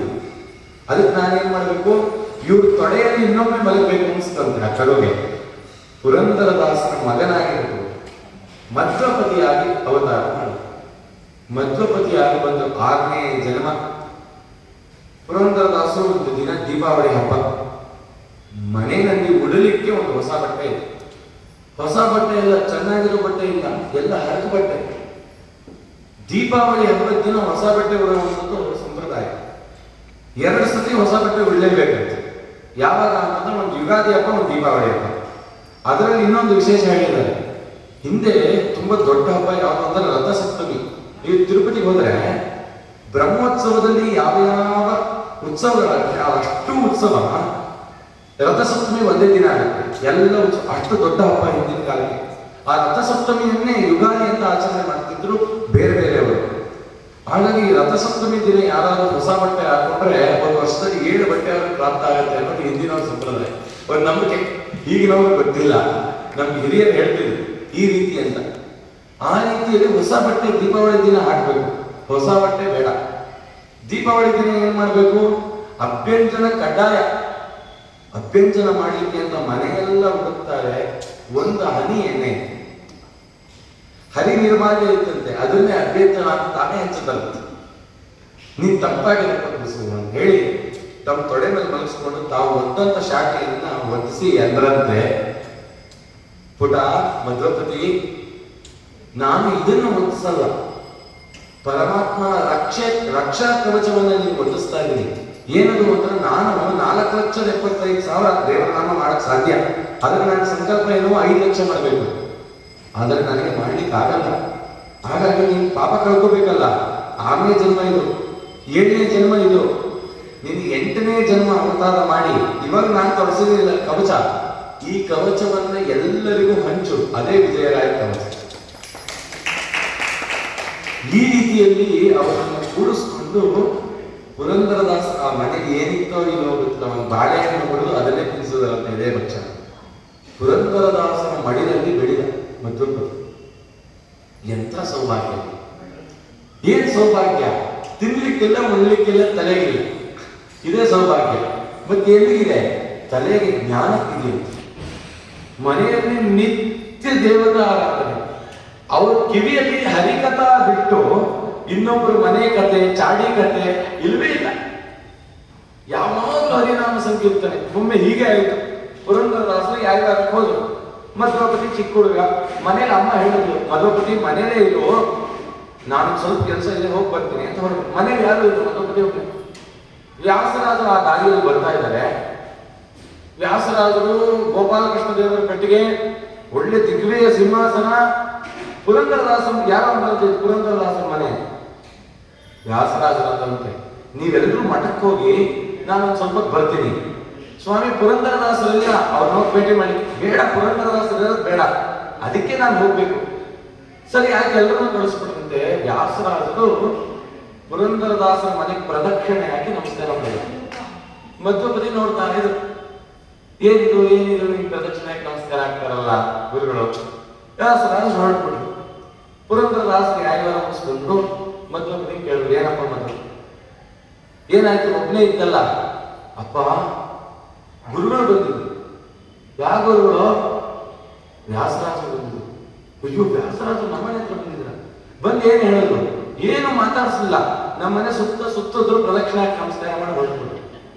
ಅಯ್ಯೋ, ನಮ್ಮನೆಗೆ ಪ್ರದಕ್ಷಿಣೆ ಹಾಕೋದಾ? ನಾನು ಬಡದಾಸ, ನನ್ನ ಹತ್ರ ಏನಿದೆ ಅಂತ ಹೇಳಿ ಹೊರಟರು. ವ್ಯಾಸರಾಜ ಕೇಳಿದ್ರು, ಸ್ವಾಮಿ ನಮ್ಮನೆ ಹತ್ರ ಬರೋದುಂಟೆ, ನಮ್ಮನೆ ಹತ್ರ ಬಂದು ನಮ್ಮನೆ ಪ್ರದಕ್ಷಿಣೆ ನಮಸ್ಕಾರ ಮಾಡೋದು. ವ್ಯಾಸರಾಜರು ಅಂದ್ರಂತೆ, ನಿಮ್ಮ ಮನೇಲಿ ಯಾವಾಗಲೂ ಹರಿಕಥಾ ಹರಿನಾಮ ಸಂಕೀರ್ತನೆ ಅಲ್ವಾ? ಎಲ್ಲಿ ಹರಿಕಥಾ ಪ್ರಸಂಗವೋ ಅಲ್ಲಿ ಗಂಗಾ, ಯಮುನಾ, ಗೋದಾ, ಸಿಂಧು, ಸರಸ್ವತಿ ಎಲ್ಲ ನದಿಗಳು ಬಂದು ಎಣೆಯಾಗಿ ನಿಲ್ಲುವು. ಗಂಗಾ ಭಾಗೀರಥಿಯರು ಕಾಣಿಸ್ತಿದ್ರು, ಪಾರ್ವತಿ ರುದ್ರದೇವರು, ಬ್ರಹ್ಮದೇವರು, ಸರಸ್ವತಿಯರು, ವಾಯುದೇವರು, ಭಾರತೀ ದೇವಿ, ಆ ಲಕ್ಷ್ಮೀನಾರಾಯಣರು ನಿಮ್ಮ ಮನೇಲಿ ಇದ್ರು. ಅದಕ್ಕೆ ನಿಮ್ಮ ಮನೆ ಪ್ರದಕ್ಷಿಣೆ ನಮಸ್ಕಾರ ಮಾಡಕ್ಕಾಗಲ್ಲ. ಎಲ್ಲಿ ಅಂಥ ಜಾಗದಲ್ಲಿ ಬೆಳೆದಂತ ಮಧ್ವಪತಿ. ಹೀಗೆ ಆಯಿತು. ವ್ಯಾಸರಾಜರು ಆ ಹಂಪಿಯಲ್ಲಿ, ಆ ಚಕ್ರತೀರ್ಥದ ಬಳಿಯಲ್ಲಿ ಆ ಮುಖ್ಯ ಪ್ರಾಣನನ್ನ ಸ್ಥಾಪಿಸಬೇಕು. ಗೋಪಿಚಂದ್ರನ ತಗೊಳ್ಳೋದು, ಹನುಮಂತ ದೇವರನ್ನ ಬರೆಯೋದು, ಬರೆದು ಜಪ ಮಾಡಬೇಕು, ಹನುಮಂತ ದೇವರ ಹಾರೋದು. ಸುಮಾರು ಸರಿ ಪ್ರಯತ್ನ ಪಟ್ಟರು. ಎಷ್ಟು ಸರಿ ಬರೆಯೋದು, ಯಾಕೆ ಹೀಗಾಗ್ತಿದೆ? ಹನುಮಪ್ಪ ಯಾಕೆ ಹಾಗಾಗ್ತಿದೆ? ಯಾಕೆ ನಾ ಮಾಡ್ತಿರೋ ಭಕ್ತಿ ಸಾಲ? ಯಾವುದರಿಂದ ಕಟ್ಟಾಕ್ಬೇಕು? ಯಂತ್ರದಿಂದ ಅಲ್ಲ, ಭಕ್ತಿಯಿಂದ ಕಟ್ಟಾಕ್ಬೇಕು. ಕಾಯಿ ಮಾಡ್ತೀನಿ. ಸುತ್ತ 12 ಕೋತಿ ಇತ್ತು. 12 ಕೋತಿಗಳನ್ನ, ಒಂದು ಕೋತಿಯ ಬಾಲವನ್ನ ಇನ್ನೊಂದು ಕೈ ಕೊಡೋದು. ಆ ರೀತಿ 12 ಕೋತಿಗಳನ್ನ ಬಂಧಿಸಿ, ನಕ್ಷತ್ರವನ್ನು ಹಾಕಿ, ಬೀಜಾಕ್ಷರವನ್ನು ಹಾಕಿ ಭಕ್ತಿಯಿಂದ ಕಟ್ಟಾಕ್ಬೇಕು. ಅವನೇ ಯಂತ್ರೋದ್ಧಾರ. ವ್ಯಾಸರಾಜರು ಹೇಳ್ತಾರೆ, ವ್ಯಾಸರಾಯರಿಂದ ಬಂದು ಈ ಶಿಲೆಯೊಳಗೆ ನಿಂದು ಶ್ರೀಶ ವಿಜಯ ವಿಠಲನ ಯೇಸು ಬಗೆ ಸ್ತುತಿ ಪನ್ನ ಎಂತೂ ವರ್ಣಿಸಲಮ್ಮಮ್ಮ. ಈ ಗುರುಗಳ ಯಂತ್ರೋದ್ಧಾರಕರಾಗಿ ನಿಂತು ಮೇರೆ ಬೈತಿಯ ಎಂತೂ ವರ್ಣಿಸಲಮ್ಮಮ್ಮ. ಆ ವ್ಯಾಸರಾದರು ಅವರನ್ನ ಪ್ರತಿಷ್ಠಾಪನೆ ಮಾಡೋದು. ಪ್ರತಿಷ್ಠಾಪನೆ ಆದ್ಮೇಲೆ ನಿತ್ಯ ಪೂಜೆ ಮಾಡ್ಬೇಕಲ್ಲ. ಯಾಕೆ ಪೂಜೆ ಮಾಡೋದು? ಹನುಮಪ್ಪ ಅನ್ನಂತೆ, ನನಗೆ ಅವ್ರಿಗೂ ಪೂಜೆ ಮಾಡಿದ್ರೆ ಆಗಲು, ಪುರಂದರದಾಸ ಪೂಜೆ ಮಾಡಿದ್ರು. ವ್ಯಾಸರಾಜರು ಪುರಂದರದಾಸನ ಕೇಳಿದ್ರು, ಪುರಂದರದಾಸರೇ, ನೀವು ಯಾವಾಗ ಮಾಡ್ತೀರಾ ಪ್ರತಿನಿತ್ಯ? ಒಂದೊಂದು ಊರಿಗೆ ಹೋಗ್ತೀರಾ ಸರಿ, ಆದರೆ ಹನುಮಪ್ಪನ ಆಜ್ಞೆ ನೀವೇ ಪೂಜೆ ಮಾಡಬೇಕು. ಸ್ವಾಮಿ, ಇದಕ್ಕಿಂತ ದೊಡ್ಡ ಸೌಭಾಗ್ಯ. ಆ ಮಂತ್ರ ಮೂರ್ತಿಧರನಾದ ಸೂತ್ರನಾಮಕನಾದ ಆ ವಾಯುದೇವರ ಪೂಜೆಯನ್ನ ನಿಮ್ಮ ಅನುಗ್ರಹ ಬಲದಿಂದ ನಾನು ಮಾಡ್ತೀನಿ ಅಂತ ಪೂಜೆ ಮಾಡ್ತೀನಿ. ಪೂಜೆ ಮಾಡುವಾಗ ಏನ್ ಮಾಡೋದು? ಪುರಂದರದಾಸರು ಯಾವಾಗ ಮಾಡಿದ ಅಕ್ಕಿನ ಒಂದು ಮುಷ್ಟಿ ಅಕ್ಕಿ ತಗೊಳ್ಳೋದು, ಒಂದು ತಪ್ಪಲೆಗೆ ಹಾಕೋದು, ಪೂಜೆ ಮಾಡೋ ಕಾಲದಲ್ಲಿ ಅನ್ನ ಮಾಡೋದು, ಆ ಅನ್ನ ಇಡಿಸಿ ನೈವೇದ್ಯ ಮಾಡೋದು, ಮತ್ತೆ ಆ ಅನ್ನವನ್ನು ಮನೆಗೆ ತಗೋಬರೋದು. ಯಾರು ಬ್ರಾಹ್ಮಣರನ್ನ ಪ್ರತಿನಿತ್ಯ ಮನೆಗೆ ಕರಿಬೇಕು ಪುರಂದರದಾಸರು, ಕರೆದು ಅವ್ರ ಊಟಕ್ಕೆ ಊಟ ಮಾಡಬೇಕು. ಇವತ್ತೇನಿದೆ ಪದಾರ್ಥ ಅದು ನಾಳೆ ಸ್ಟೋರೇಜ್ ಇಲ್ಲೇ ಇಲ್ಲ. ಇವತ್ತು ಅಲ್ಲಿಗೆ ಕೃಷ್ಣಾರ್ಪಣ, ಮತ್ ನಾಳೆ ಹೊಸದೆ. ಹೇಗ್ರಿ ಸಾಧ್ಯ? ತುಂಬಾ ಕಷ್ಟ. ಹೇಳಲಿಕ್ಕೆ ಸುಲಭ, ಒಂದಿನ ಮಾಡೋಣ, ತುಂಬಾ ಕಷ್ಟ ಇದೆ. ಸರಿ, ಈ ರೀತಿ ಸರಿ ಹೀಗೆ ಆಯ್ತು. ಪುರಂದರದಾಸರಿಗೆ ಯಾರು ಆಮಂತ್ರಣ ಕೊಟ್ಟರು, ನೀವು ನಮ್ಮೂರ ಕಡೆ ಬಂದು ಧರ್ಮ ಪ್ರಚಾರ ಮಾಡಬೇಕು. ಸರಿ, ಪುರಂದರದಾಸರು ಆ ಊರಿಗೆ ಹೋಗಿ ಬರ್ಲಿಕ್ಕೆ ಒಂದು 10 ದಿನ ಬೇಕಾಯ್ತು. ಹೆಂಡತಿ ಹೇಳಿದ್ರು, ಗುರುಗಳು ಆಜ್ಞೆ ಮಾಡಿದ್ದಾರೆ ಧರ್ಮಪ್ಪನ ಪೂಜೆ ಮಾಡ್ಬೇಕು, ಏನ್ ಮಾಡಿ? ಮಧ್ವಪತಿ ಮಾಡಕ್ಕೆ ಹೇಳ. ಮಧ್ವಪತಿ ಉಪನಯನ ಆಗಿದೆ, ಮಧ್ವಪತಿ ನೀವು ಸೂಚನೆ ಕೊಡ್ರಿ ಏನೇನ್ ಮಾಡ್ಬೇಕು ಅಂತ ಹೇಳಿಕೊಡಿ. ಒಂದ್ ದಿನ ಕರ್ಕೊಂಡು ಹೋದ್ರು, ಮಧ್ವಪತಿ ಕೇಳಿ ಕರ್ಕೊಂಡು ಹೋಗಿ, ನೋಡಪ್ಪ, ಮೊದಲು ನಿರ್ಮಾಲ್ಯ ಎಲ್ಲ ತೆಗಿ, ನಿರ್ಮಾಲ್ಯ ಅಭಿಷೇಕ ಮಾಡು, ದೇವ್ರ ಪೂಜೆ ಮಾಡು, ಎಲ್ಲ ಮಾಡಿ ದೇವ್ರ ಪಂಚಾಮೃತ ಅಭಿಷೇಕನೋ ಏನ್ ಅಭಿಷೇಕನೋ ಅದಿದೆ ಮಾಡಿ, ಹರಿ ನಿರ್ಮಾಲ್ಯವನ್ನು ಕೊಟ್ಟು ಗಂಧಾಕ್ಷತೆ ಇಟ್ಟು ದೇವರ ನಿವೇದಿತ ಅನ್ನವನ್ನು ಪ್ರಾಣದೇವ್ರ ನೈವೇದ್ಯ ಮಾಡಿ ಅವ್ರು ಮಂಗಳಾರತಿ ಇಷ್ಟ ಆಯ್ತು. ನೈವೇದ್ಯ ಸರಿಯಾಗಿ ಮಾಡು. ಅಪ್ಪ ಹೇಳಿದ ನೈವೇದ್ಯ ಸರಿಯಾಗಿ ಮಾಡಬೇಕು. ಸರಿ, ಮನೆಗೆ ಹೊರಟ. ಮಾರನೇ ದಿನ ಅಮ್ಮಂಗ, ಅಮ್ಮ ಒಲೆ ನಾನೇ ಹಚ್ಕೋತೀನಿ, ಒಂದ್ ತಪ್ಪಲೆಗೆ ಅಕ್ಕಿ ಹಾಕೊಟ್ಬಿಡು, ಎಷ್ಟು ನೀರು ಇಡಬೇಕು ಹೇಳ್ಕೊಡು. ಆಯ್ತು, ಒಂದ್ ಕೆಲಸ ಮಾಡು, ನಾನು ಅನ್ನ ಮಾಡ್ಲಿಕ್ಕೆ ಹೋಗೋಣ, ನೀನು ಅಡುಗೆ ಮಾಡ್ತೇನೆ ಮಾಡ್ಬಿಡು, ಮನೇಲಿ ನಾನು ಸಾರು ಮಾಡಿರ್ತೀನಿ, ಬಂದ ತಕ್ಷಣ ಅರಿಗೆ ಆಗಿ. ಸರಿ ಆಯ್ತಮ್ಮ, ಒಂದ್ ಸೇರನ್ನ ಹಾಕೊಟ್ಟಿರ್ತಾರೆ ಪಾತ್ರೆ, ಒಂದ್ ಸೇರ್ ಅಕ್ಕಿ ಹಾಕೊಟ್ಟು ಹೋಗಿ ಅನ್ನ ಮಾಡು. ಸರಿ, ಅನ್ನ ಮಾಡಬೇಕು. ಅನ್ನ ಎಲ್ಲ ಸಿದ್ಧ ಮಾಡ್ಕೊಂಡು ಹೋಗಿ ಸ್ನಾನ ಮಾಡಿ ಬಂದು ಒಲೆ ಹಚ್ಚಿ ಅನ್ನಕ್ಕಿಟ್ಟಿ ಒಳಗಡೆ ಹೋಗಿ ತಾವು ಮನಸ್ಸೋ ಇಚ್ಛೆ ತೃಪ್ತಿ ಆಗುವಷ್ಟು ಪೂಜೆ ಮಾಡೋದು. ಅಷ್ಟರಲ್ಲಿ ಅನ್ನ ಆಗಿರೋದು, ಅನ್ನ ಇಳಿಸಿ ನೈವೇದ್ಯ ಮಾಡಬೇಕು. ನೈವೇದ್ಯ ಮಾಡೋ ಕಾಲ ಹನುಮಪ್ಪ, ಅಪ್ಪ ಹೇಳಿದರೆ ನೈವೇದ್ಯ ಸರಿಯಾಗಿ ಮಾಡುವಂತ, ಬಂದು ನೀನು ಹೊಟ್ಟೆ ತುಂಬ ಊಟ ಮಾಡ ಹನುಮಪ್ಪ. ಹನುಮಪ್ಪ ಏನಿಲ್ಲ, ಮಾತೇ ಇಲ್ಲ, ಏನೂ ಇಲ್ಲ, ನಾನೇ ತಿನ್ಸ್ಬೇಕು ಅನ್ನೋ ತುತ್ತು ತಗೊಳ್ಳೋದು, ಹನುಮಂತ ದೇವ್ರ ಬಾಯಿಗಿಡೋದು, ಹನುಮಪ್ಪ ಬಾಯಿ ಆ ಅನ್ನೋದು, ತುತ್ತಿಡೋದು, ಒಂದ್ ತಪ್ಪಲೆ ಅಂದ್ರೆ ಖಾಲಿ, ಮತ್ತೆ ಖಾಲಿ ತಪ್ಪಲೆ ತಗೊಂಡು ಮನೆಗೆ ಹೋಗೋದು. ಅಲ್ಲಿ ಪುರಂದರ ಅಮ್ಮ, ಮಧ್ವಪತಿ ಅಮ್ಮ, ಎಲ್ಲಪ್ಪ ನೈವೇದ್ಯ, ಹನುಮಪ್ಪ ತಿಂದ್ಬಿಟ್ಟ. ಅಮ್ಮ ಹೊಟ್ಟೆ ಹಸಿದ ಊಟಕ್ಕೆ ಹಾಕೆ, ಅಲ್ಲೂ ಗಡವ, ಒಂದ್ ತಪ್ಪಲೆಯನ್ನ ಊಟ ಮಾಡಿ ಬಂದಿದ್ಯಾ ನೀನೆ ಕಂಡ, ಹನುಮಪ್ಪ ತಿನ್ನ ಅಂತ ಹೇಳ್ತೀಯ, ಮತ್ತೆ ಮನೇಲಿ ಒಂದ್ ತಪ್ಪಲೆಯನ್ನ ಊಟ ಮಾಡ್ತಿದ್ರು. ಅವ್ರಿಗೆ ಆಶ್ಚರ್ಯ ಆಗ್ತಿದೆ, ನೀವು ದೆವ್ವಗೆ ಮೆಟ್ಕೋ, ನಿಮ್ಗೆಲ್ಲ ಪೂಜೆ ಗೀಜೆ ಮಾಡಕ್ ಹೋಗಿ ಏನಾದ್ರು ತೊಳುಗಿಡ್ಬಿಟ್ನ, ಏನ್ ಈಗ ಆಗೋಯ್ತಲ್ಲ ನನ್ನ ಮಗನಿಗೆ, ಖಾಲಿ ಇವ್ರಪ್ಪ ಬರ್ಲಿ ಸರಿಯಾಗಿ ಮಾಡಿಸ್ತೀನಿ ನನಗೆ. 10 ದಿನ ಒಂದೊಂದು ತಪ್ಪಲೆಯನ್ನ ಖಾಲಿ ಮಾಡ್ಕೊಂಡು ಈಗ ಮನೇಲಿ ಒಂದು ತಪ್ಪಲೆಯನ್ನ ಊಟ ಮಾಡಿದೆ. ಪುರಂದರದಾಸರ ಬಂದಿದ ತಕ್ಷಣ ಕಂಪ್ಲೇಂಟ್, ಮಗನ ಮೇಲೆ ಕಂಪ್ಲೇಂಟ್ ಹೇಳಕ್ ಆಗ್ತಿತ್ತು ಹೊಸತ್ರ.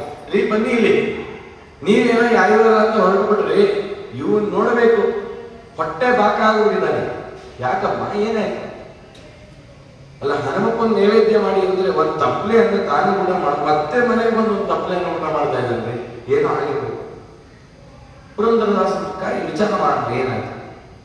ಮಧ್ವಪತಿ ತೊಡೆ ಮೇಲೆ ಕೂರಿಸ್ಕೊಂಡು, ಏನಪ್ಪ ಮಧ್ವಪತಿ ಏನ್ ಮಾಡ್ತಿದ್ದೀರಿ? ಇಲ್ಲಪ್ಪ, ನೀವು ಹೇಳಿದ್ರಲ್ಲ ನೈವೇದ್ಯ ಮಾಡುವಂತ, ಹನುಮಪ್ಪನ ಹೋಗಿ ಬಾಗಿಲು ಇಟ್ರೆ ಒಂದು ತಪ್ಪಲೆಯನ್ನ ಊಟ ಮಾಡ್ತಿದ್ದಾರೆ. ಹೇ ಕಳ್ಳ, ನಾನು ಪ್ರತಿನಿತ್ಯ ನೈವೇದ್ಯ ಕೇಳ್ತೀನಿ, ಒಂದು ಅಗಳ ಅಲ್ಲಾಡ್ಲಿಲ್ಲ, ನೀನ್ ನೋಡಿದ್ರೆ ಒಂದು ತಪ್ಪಲೆನ ಖಾಲಿ ಆಯ್ತು ಅಂತೀಯ ಕಳ್ಳ. ಇಲ್ಲಪ್ಪ, ನಿಜವಾಗ್ಲೂ ತಿಂತೀನಿ ಹನುಮಪ್ಪ. ಸರಿ, ತಿಂತೀನಿ, ನಂಗೆ ತೋರಿಸ್ತೀಯಾ? ಆ ಹನುಮಪ್ಪ ಬರ್ತಾ ಇದ್ದಾನ, ತುತ್ತಿರ್ತಾ ಇದೆಯಾ, ತಿಂತಾನ, ನಂಗೆ ತೋರಿಸ್ತೀಯಾ? ತೋರಿಸ್ತೀನಿ. ಅಷ್ಟು ಕಾನ್ಫಿಡೆನ್ಸ್ ಕರ್ಕೊಂಡು ಹೋದ್ರು. ಪೂಜೆ ಆಯ್ತು, ಒಂದು ತಪ್ಪಲೆಯನ್ನ ಮುಂದೆ ಇಟ್ರು, ತಿನ್ಸು ಅಂದ್ರು. ಕೈ ತಗೊಂಡ ಹನುಮಪ್ಪ ತಿನ್ನಪ್ಪ, ಇಟ್ರೆ ಬಾಯಿಯೇ ತೆಗಿಲಿಲ್ಲ. ಪುರಂದರದಾಸ ಕಳ್ಳ ಸಿಕ್ಕಾಕೊಂಡ. ನಿಜ ಹೇಳಬಿಡು, ನೀನು ಬಿಟ್ಟು ಬಿಡ್ತೀನಿ, ಯಾವತ್ತೂ ಸುಳ್ಳು ಹೇಳಬಾರ್ದು.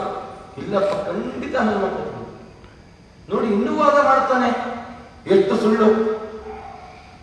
ಆಗ ಮಧ್ವಪತಿ ಅಂದಂತೆ, ಹನುಮಪ್ಪ ಈಗ ನೀನು ತಿಂದೆ ಇದ್ರೆ ನನ್ನ ದೇಹವನ್ನ, ಪ್ರಾಣವನ್ನ ಚಕ್ರದೀರ್ಥದಲ್ಲಿ ನಾನು ಕಳ್ಕೊಂಡ್ಬಿಡ್ತೀನಿ, ನನ್ನ ಮಾನ ನೀನು ಕಾಪಾಡಬೇಕು. ಆಗ ಹನುಮಪ್ಪ ಬಾಯಿ ತೆಗೆದಂತೆ ಮಧ್ವಪತಿ ಸುತ್ತಿಟ್ರೆ ಪುರಂದರದಾಸ ಕಣ್ಣಲ್ಲಿ ನೀರು ಬಂತು. ಎಂಥ ಭಕ್ತಿಯಿಂದ ಇವ್ರು ಊಟ ಮಾಡಿಸಿದ್ರೆ ಹನುಮಪ್ಪ ಊಟ ಮಾಡಿದ್ದಾನೆ ಅಂದ್ರೆ ಅವತ್ತು ಹನುಮಪ್ಪನ ತುತ್ತಿಟ್ಟಿದ್ದಕ್ಕೆ ಆ ಹನುಮಪ್ಪ ಕೊಟ್ಟ ಜ್ಞಾನವೇ ವಿಜಯರಾಯ ಕೊಟ್ಟ ಸುಳಾಗಿಲ್ಲ. ಅಷ್ಟು ಮುಂದಿನ ಜನ್ಮಕ್ಕೆ ಬಂತು. ಅದಕ್ಕೆ ಹಿಂದಿನ ಜನ್ಮದ ಸಂಸ್ಕಾರ ಈ ಜನ್ಮಕ್ಕೆ ಎಷ್ಟು ಬರುತ್ತೆ ಅಂದ್ರೆ ಅವರ ಆ ಮಧ್ವಪತಿಯಾಗಿ ಹುಟ್ಟಿ ಆ ಪುರಂದರದಾಸರ ಕರುಣಾಮೃತವನ್ನ ಉಂಡು ಮುಂದೆ ಅವರು ಅವತಾರ ಮಾಡ್ತಿದ್ದಾರೆ. ಆಗ ಪುರಂದರದಾಸರಾಗಲಿ 25,000 ಪದಪತ್ಯ ಸೊಳಾದಿಗಳನ್ನು ನೀವು ಮುಂದೆ ರಚನೆ ಮಾಡಬೇಕು ಅಂತ ಆಜ್ಞೆ ಮಾಡಿದ್ರು. 8ನೇ ಅವತಾರ ಮಾಡ್ತಾ ಇದ್ದಾರೆ. ಎಲ್ಲಿ ಮಾಡ್ತಾ ಇದ್ದಾರೆ ಅಂತಂದ್ರೆ ಉತ್ತಮವಾದ ಕ್ಷೇತ್ರ ತುಂಗಭದ್ರಾ ನದಿ ತೀರ ಚೀಕಲಪರವಿ ಅಂತ. ಈ ಚೀಕಲಪರವಿಗೆ ಹಿಂದೆ ಶ್ರೀಪಾದರಾಜರು ಬಂದಿದ್ರು. ಶ್ರೀಪಾದರಾಜರು ವಿಭುದೇಂದ್ರ ತೀರ್ಥರ ವಿದ್ಯಾಶಿಷ್ಯರು. ಅವರ ಗುರುಗಳು ಸ್ವರ್ಣವನ್ನ ತೀರ್ಥರು ಅಂತ ಶ್ರೀಪಾದರಾಜರ ಗುರುಗಳು. ಆದ್ರೆ ಅವರು ವಿದ್ಯಾಭ್ಯಾಸ ಮಾಡಿದ್ದು ರಾಯರ ಮಠದ ಪೂರ್ವಿಕ ಯತಿಗಳಾದ ವಿಭುದೇಂದ್ರ ತೀರ್ಥರು ಅಂತ. ಆ ವಿಭುದೇಂದ್ರ ತೀರ್ಥರು ಮಹಾಜ್ಞಾನಿಗಳು. ಆ ಕೇರಳಂ ತಥಾಸೇತಂ ಆ ಗಂಗಂ ಚೈಮಾಲಯಂ ನಿರಾಕೃತಾದ್ವೈತ ಶೈವಂ ವಿಭುದೇಂದ್ರ ಗುರುಪೂಜೆ. ಕಾಶ್ಮೀರದಿಂದ ಕನ್ಯಾಕುಮಾರಿವರೆಗೂ ದ್ವೈತ ಸಿದ್ಧಾಂತದ ಪ್ರಚಾರವನ್ನು ಮಾಡುವಂತ ಮಹಾನೀತಿಗಳು ವಿಭುದೇಂದ್ರ ತೀರ್ಥರು. ಆ ವಿಭುದೇಂದ್ರ ತೀರ್ಥರು ಶ್ರೀಪಾದರಾಜರು ವಿಭುದೇಂದ್ರ ತೀರ್ಥರು ಎಲ್ಲ ಕಡೆ ಕ್ಷೇತ್ರಕ್ಕೆ ಸಂಚಾರ ಕರ್ಕೊಂಡು ಹೋಗ್ತಿದ್ರು. ತದನಂತರ ವಿಭುದೇಂದ್ರ ತೀರ್ಥರು ತಿರುನಲ್ವೇಲಿ ಅಂತ ಅಲ್ಲಿ ವೃಂದಾವನಸ್ಥರಾದರು. ಅವರು ತೀರ್ಮಾನ ಮಾಡಿದ್ರು, ನನ್ನ ಗುರುಗಳು ಎಲ್ಲ ಕಡೆಯಲ್ಲಿ ಹೋಗಿ ಧರ್ಮ ಪ್ರಚಾರ ಮಾಡಿದ್ದಾರೆ, ನಾನು ಕಾರ್ಯ ಮಾಡೋಣ ಅಂತ ಹೇಳಿ ಶ್ರೀಪಾದರಾಜರು ಎಲ್ಲೆಲ್ಲಿ ತಾವು ಹೋಗಿ ಒಂದು ಸನ್ನಿಧಾನವನ್ನು ಕಾಣ್ತಾರೋ ಅಲ್ಲಿ ಒಂದು ನರಸಿಂಹದೇವರನ್ನು ಪ್ರತಿಷ್ಠಾಪನೆ ಮಾಡಿದ್ರು. ಒಂದು ಅಶ್ವತ್ಥ ವೃಕ್ಷ ನೆಡಲು ಆ ಚೀಕಲಪರವಿಗೂ ಬಂದ್ರಂತೆ. ಚೀಕಲಪರವಿಗೆ ಬಂದು ಅಲ್ಲೊಂದು ಅಶ್ವತ್ಥ ವೃಕ್ಷವನ್ನು ನೆಟ್ಟಿ ಅಲ್ಲಿ ನರಸಿಂಹದೇವರನ್ನ ಆ ಅಶ್ವತ್ಥದ ಬುಡದಲ್ಲಿ ಪ್ರತಿಷ್ಠಾಪನೆ ಮಾಡಿದ್ರು. ಎಲ್ಲರೂ ಕೇಳಿದ್ರು, ಸ್ವಾಮಿ ನೀವೆಲ್ಲ ಚೀಕಲಪರವಿಗೆ ಹೋದ್ರೆ ಗೊತ್ತಾಗುತ್ತೆ, ಮಾನವಿಯಿಂದ ಒಳಗೋಗ್ಬೇಕು, ಕಾಡು ಯಾವೊಬ್ಬರು ಜನ ಇರಲ್ಲ ಅಂತ ಕಾಡನ್ನ ನೀವು ಮಾಡ್ತಿದ್ದೀರಲ್ಲ ಅಂದಾಗ ಶ್ರೀಪಾದರಾಜರು ಉತ್ತರ ಕೊಟ್ಟಂತೆ, ಮುಂದೆ ಈ ಸನ್ನಿಧಾನಕ್ಕೆ ಗುರು ಋಷಿಗಳು ಬರ್ತಾರೆ, ಅವರು ಉದ್ಧಾರಕ್ಕಾಗಿ ನಾವು ಇದನ್ನು ನಡ್ತಾ ಇದ್ದೀವಿ. ಹಾಗಾಗಿ ಶ್ರೀ ಬಿಚ್ಚಾಲೆಗೆ ಹೋಗಿದ್ರು. ಬಿಚ್ಚಾಲೆಯಲ್ಲೂ ಶ್ರೀಪಾದರಾಜರು ನೆಟ್ಟಿದ್ದೆ ಅಶ್ವತ್ಥ ವೃಕ್ಷ. ಸುಮಾರು ಕಡೆ ಅವರು ಅಶ್ವತ್ಥ ವೃಕ್ಷವನ್ನು ನೆಟ್ಟಿ ಅಲ್ಲಿ ನರಸಿಂಹದೇವ ಪ್ರತಿಷ್ಠಾಪನೆ ಮಾಡಿದ್ರು ಶ್ರೀಪಾದರಾಜರು. ಸರಿ, ಈ ರೀತಿ ಆಯ್ತು. ಅಲ್ಲಿ ಆ ಶ್ರೀಪಾದರಾಜರು ನೆಟ್ಟಿದ್ರು. ಆ ಸ್ಥಳದಲ್ಲೇ ಶ್ರೀಪಾದರಾಜರು ಚಿಂತನೆ ಮಾಡಿದ್ರು, ಇಲ್ಲಿ ಅವತಾರ ಮಾಡ್ತಕ್ಕಂಥ ಗುರು ಋಷಿಗಳು ಮುಂದೆ ಏನ್ ಮಾಡ್ತಾರೆ ಅಂದ್ರೆ ಅವ್ರು ಸ್ವಾಮಿಗಳಾಗಲ್ಲ, ನಾವೇ ಮತ್ತೆ ಪುನರುತ್ಥಾನ ಮಾಡುವಂತಹ ಈ ಹರಿದಾಸ ಪರಂಪರೆಯನ್ನು ಬೆಳಗ್ತಾರೆ.